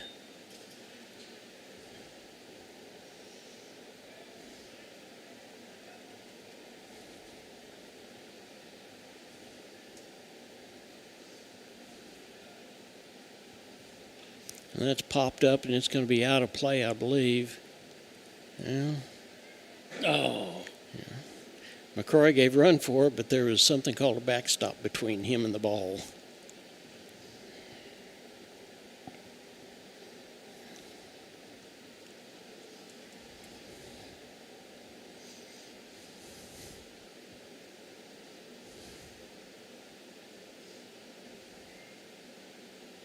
With the exception of a ground rule double and a triple, there's not been a lot of firepower from this bunch. And that's ball 4, and he'll walk.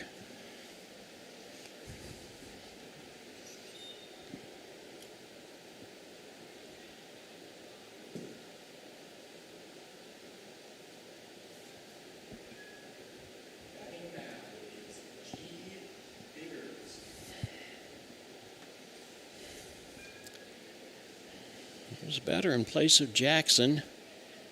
Here's the first pitch, and that is a swung on to left field. It's a high ball, but it is not. It's dropped. And here comes one run in. Here comes the next, another run. And everybody is safe.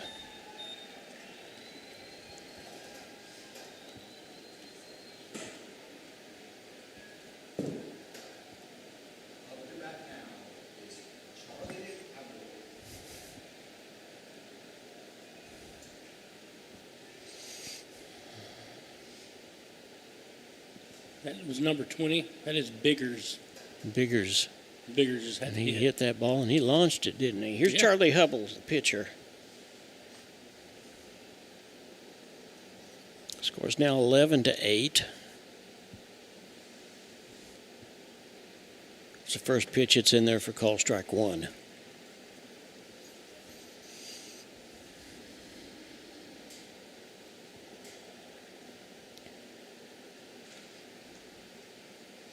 Comes the second pitch, swung on, and it's going to score one more, maybe 2. It'll pick up 2 more runs.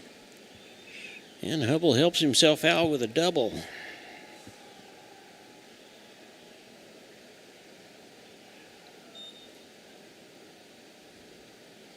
And we're going to have a mound meeting. And we're going to take time out. We're going to come out and talk for just a minute. And it looks like that we're bringing in another pitcher. Woodward is going back out to left field.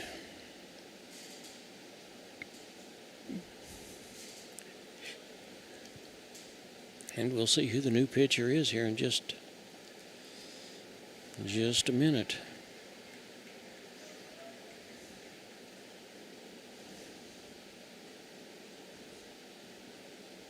We're going to take a time out while we figure this out. You're watching the Neosho Wildcats on the KNEO Neosho Wildcat Sports Network. Compton CPA Group PC, located at 112 Northwood in Neosho, is a full-service accounting firm and is proud to support the Neosho Wildcats.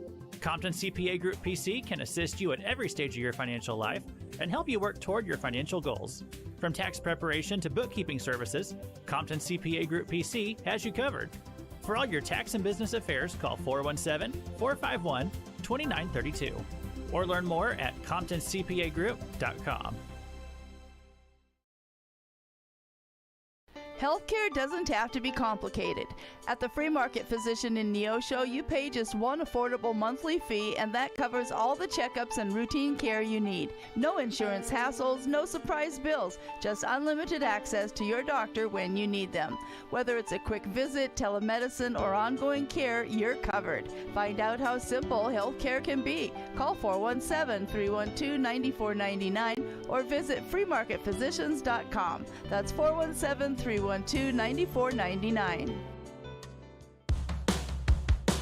Looking for extra space near Neosho? At 86 Mini Storage, we offer secure open parking for RVs, campers, and vehicles. Plus, we have a selection of storage units that can hold whatever you need. Conveniently located in western Neosho with 24-hour access for our customers, and right now, your first month is free. To find out what spaces are currently available or request a unit, visit 86ministorage.com or call 417-621-1601. All right, Gage Harville is the new pitcher. Fisher is going to go to shortstop. Cooper Charlton is going to come in and go to first base. And Beavers is going to go to third base. And I believe that's how we've got that figured out. And there's the first pitch. It's a ball. And that was high for a ball. We've just got to put the ball in play. We put the ball in play, we can do something with it. There's one out in the top half of the seventh inning. The score is 13-8. Comes the next pitch, and that is low for a ball.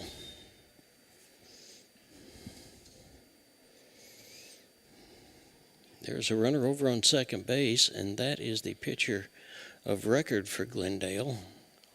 And he's going to run. And he's safe. He slid underneath. So Huffle does a little base stealing too, as if he hasn't done enough tonight.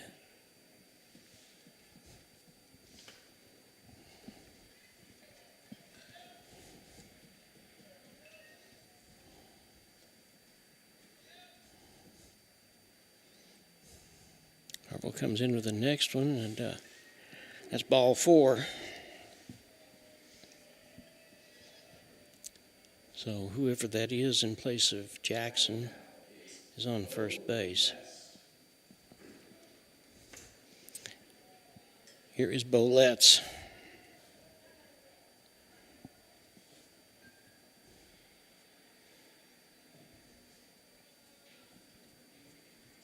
Bo West started this with a base on balls. And the Cats have still only got one out. And they got a pinch runner over on first, and that's at number 22. Mm-hmm.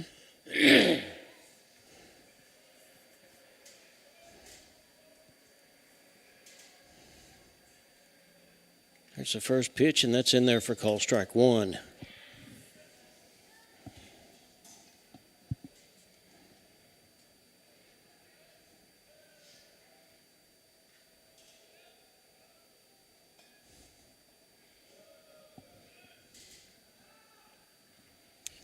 Got him, yes.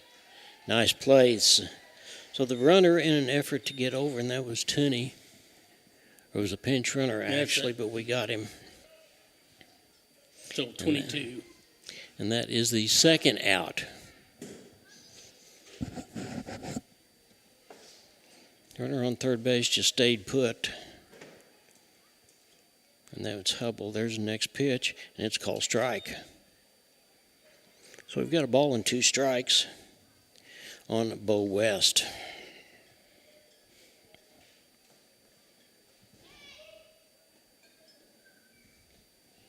And that one got away from, well, it didn't get away from McCroy. He did a nice job of stopping it, keeping it in front of him.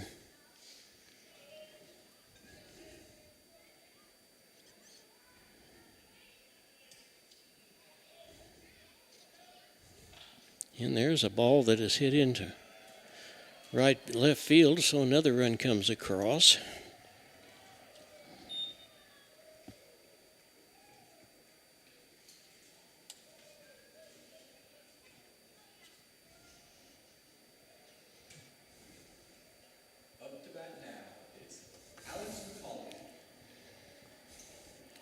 Here's Alex McCauley, the catcher. He's had a base hit. He's been hit by a pitch. He's flied out, and he is grounded out. There's the first pitch, swung on, strike one. Cats are going to have to rattle the bats when they get back up. No doubt about it.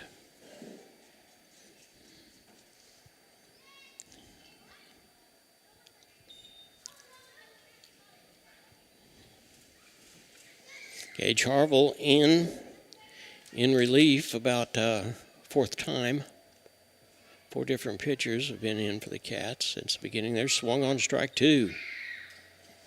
There's 2 outs. There is a ball and 2 strikes. Top half of the 7th inning. We need this strike right here. And there's a pitch, and it's high. McCrory had to jump up and hang on to that one.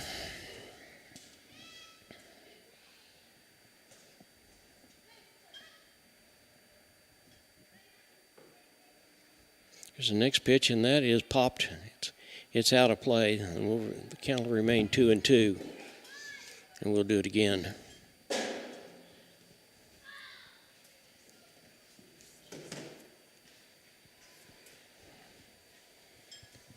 Things just haven't lined up pitching-wise for the Cats tonight, but they haven't for the Falcons either. There's the next pitch. Got him, strike 3. Wow. So that ends the 7th inning. But 5 more come across, and the score is now 14-8 in favor of Glendale. We'll be right back after this. Helping your teen learn smart money habits doesn't have to be complicated. First Community Bank's teen checking account is built for tweens and teens 11 and up with parents in mind. Teens get their own debit card, ATM access, and mobile check deposit, plus a bundled savings account to help them plan ahead. Parents get peace of mind with no monthly fees, parental debit card controls, alerts and notifications, joint ownership, and full account access. Stop by any First Community Bank location to open a teen checking account today. First Community Bank, where community comes first. Member FDIC. See bank for details. Crowder College, your future, our focus. At Crowder College, we have 6 convenient locations in Southwest Missouri and online programs to fit your needs. Flexible scheduling provides a pathway to a career or the opportunity to transfer to a 4-year university in a variety of programs. Cheer for the Rough Riders at athletic events. Use the Missouri A+ Scholarship Program for free tuition and common fees. At Crowder College, your future is our focus. Apply today at crowder.edu. Charlton, Fisher, and McCroy will be up for the Cats in the bottom half of the 7th inning. The 6, 7, and 8 hitter, Wyatt Woodward, would come back up, as if somebody gets on base, then it'll be the top of the batting order.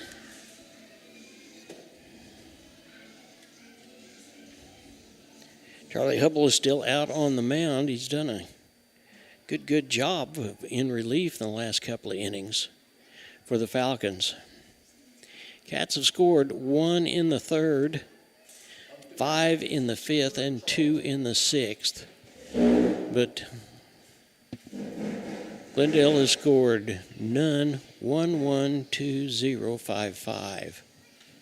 There's the first pitch, and that's in there for call strike 1.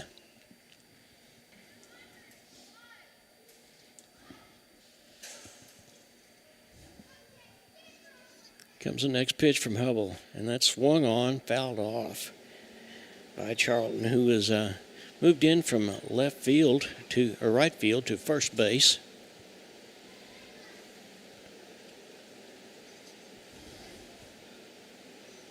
There's the next pitch, and that is swung on and hit one of the stanchions on the backstop for strike 2. Glendale goes from here down to Springdale, and they will play this tough Springdale team who beat us 5-4 last Saturday. And he got him on a curveball, fooled him, strike 3.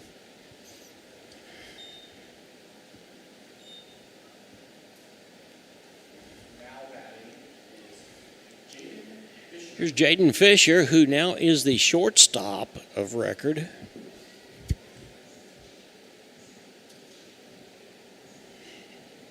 It'll be Aiden McCroy, the catcher. There's the first pitch. It's in there for call strike one. There will be a JV ball game that starts sometime right after this.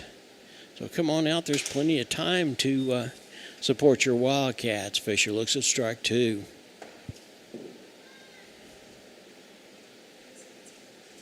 And he got fooled and struck out. They get the ball down to second base for the strikeout. So Hubble comes back in his own defense and has struck out two in the seventh inning. Do or die time for the Cats. Here is Aiden McCroy.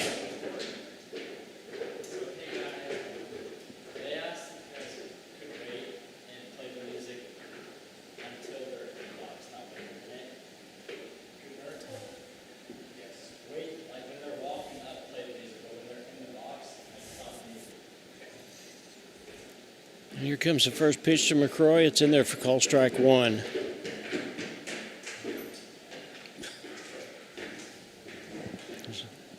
Was it a ball? Strike. That's what I thought. They're swung on. Foul ball, strike two.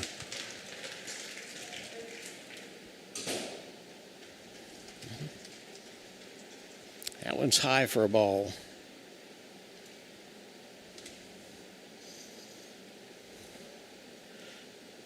And I'll tell you what, throwing the ball back to the pitcher is even a chore. Hubble didn't get that one. The shortstop had to come up and pick it up. Here's the next pitch. And it just kind of steps in there. Third baseman's got it, and he gets it over to first to retire the side, and that's the ball game.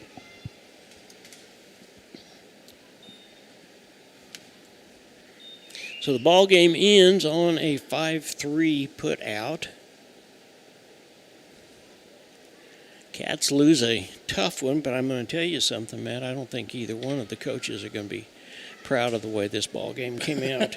No. We're going to take a timeout, and we'll be right back. You're watching the Neosho Wildcats on the KNEO Neosho Wildcat Sports Network.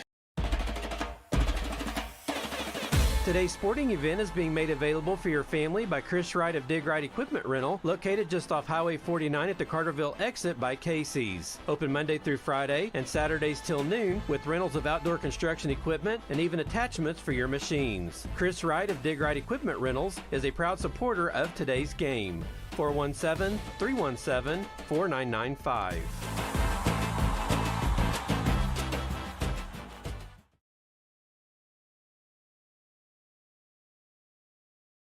Today's event is being supported by Banner Church of the Nazarene, located at 597 North Fork Road between Anderson and Goodman. Banner Church of the Nazarene services are Sunday school at 9:30 and family worship at 10:30. Check out their special Sunday night youth fellowship. Wednesday services begin at 7, offering adult Bible study, ladies Bible study, youth and children's services. Contact them at bannerchurch.com, 417-364-7461, or dennis@bannerchurch.com. The Sports Locker, located at 1206 Neosho Boulevard, Neosho, is a proud supporter and supplier of Neosho Wildcat Athletics. Open 10 a.m. to 6 p.m. Monday through Friday and 10 a.m. to 3 p.m. on Saturday. They carry all the biggest brands, including Under Armour, Nike, and Adidas sports apparel and equipment. Be sure to check out their Facebook page at Sports Locker Team Sales and Specials, or their number is 417-451-9300. Proud supporters of the Neosho Wildcats. Crowder College, your future, our focus. At Crowder College, we have 6 convenient locations. Healthcare doesn't have to be complicated. Americans have a big healthcare problem. Over 100 million citizens carry medical debt while spending on overpriced and complicated health insurance. As Christians, we don't have to pay for a broken system. Christian Healthcare Ministries is a faith-based alternative to health insurance at half the cost. Plus, you can enroll at any time. Stand up to insurance and join CHM today.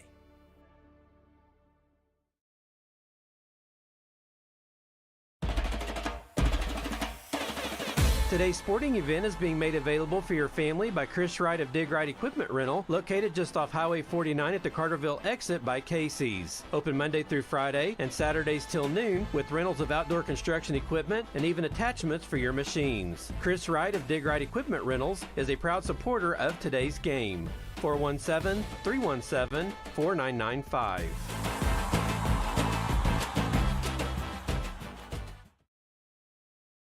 Every team knows that the two-point play can be a winning move. State Farm agent Eric Norris and his team are here to help you go for two by combining your home and auto insurance. It's a great call and saves you time and money. So go for the win and score big savings by combining your home and auto. It's just another way to help life go right. Call State Farm agent Eric Norris at 417-451-6666 for more information. And go Wildcats! A business impact partner of KNEO is ProLube Tire and Auto Center in Neosho. Serving the area since 2001, they're open Monday through Friday from 7 a.m. to 5:30 p.m. ProLube Tire and Auto Center offers tire and brake repair, as well as transmission service, front-end alignments, and more. Located at 1406 North Business 49 in Neosho. For more information, 417-221-6795 or online at proluberepair.com. Healthcare doesn't have to be complicated. Hi, I'm Mark Taylor, General Manager of KNEO Radio and the CEO of the Sky High and Neosho Wildcats Broadcasting Network. As we bring you these high school sports broadcasts each week, there are additional hours and behind-the-scenes work that has to be done to bring you this broadcast. And there's more and more equipment needed with the expansion of the internet or radio broadcast equipment, social media, plus there's fees, announcer costs. It all can add up. If you're a business, we could use your sponsorship. And if not, we are a non-for-profit broadcaster, so your gift is tax deductible. With less sponsors, we have to cut back on how many games or events done, and if that number drops too low, then we have to make other changes. So we would appreciate and look forward to the opportunity to get your business, church, or yourself involved.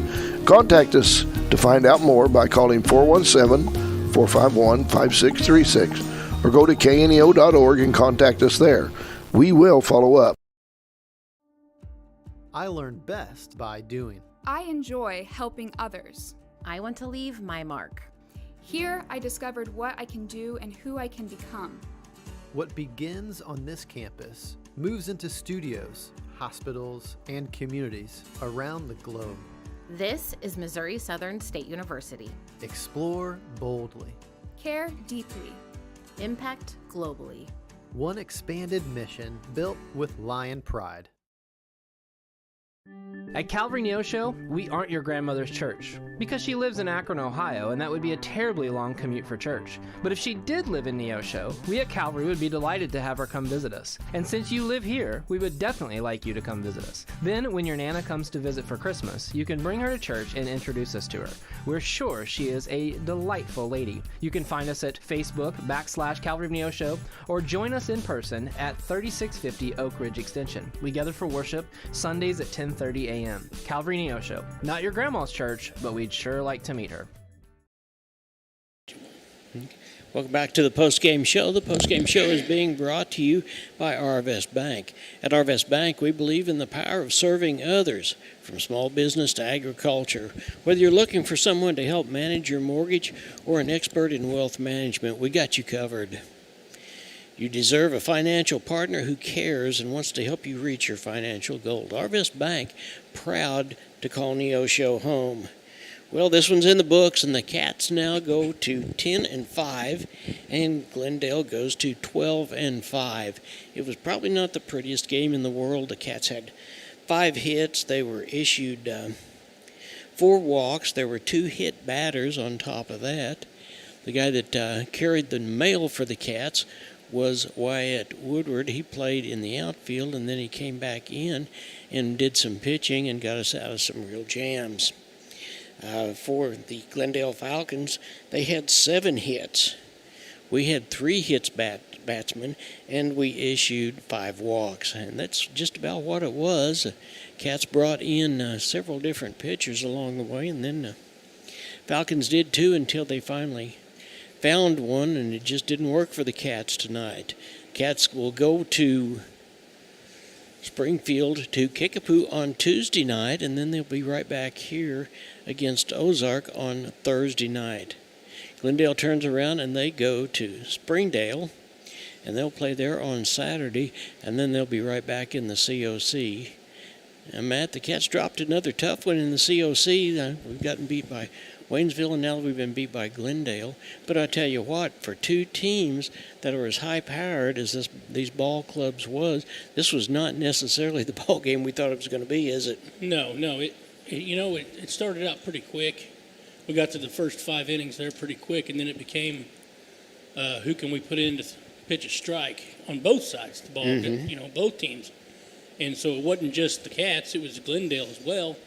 And everybody's just looking for somebody to throw a strike. And, you pull people out of the outfield and things like that where they think they're going to be in the outfield all day long and, not have to pitch. So it makes it hard whenever they have to go in and their mindset's not on pitching. So, that's obviously what pretty well happened tonight. Yeah, I think we used up all of our relief pitchers and then some. We moved some people around, and unfortunately, the way that things happened, the guy that hit the ball and scored 3 runs, he had 3 hits and came around and scored 3 times, was also the guy that took the credit for the loss of the ball game, and that's Wyatt Woodard. He played a really, really well-played ball game. He hit the ball well tonight, and he came around and scored. He took advantage of those opportunities that maybe we don't necessarily expect from him, but he certainly did, and he came around the bases and he made the scores.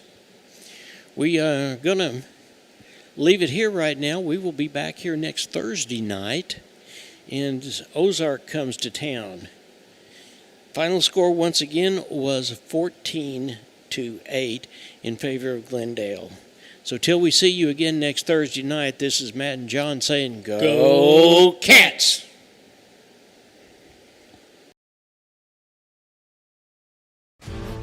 This has been a live production of KNEO Sports. This broadcast may not be reproduced or retransmitted without the express written consent of KNEO Sports Network. This has been a sporting outreach of KNEO Sports Network, reaching into communities to make a difference for eternity.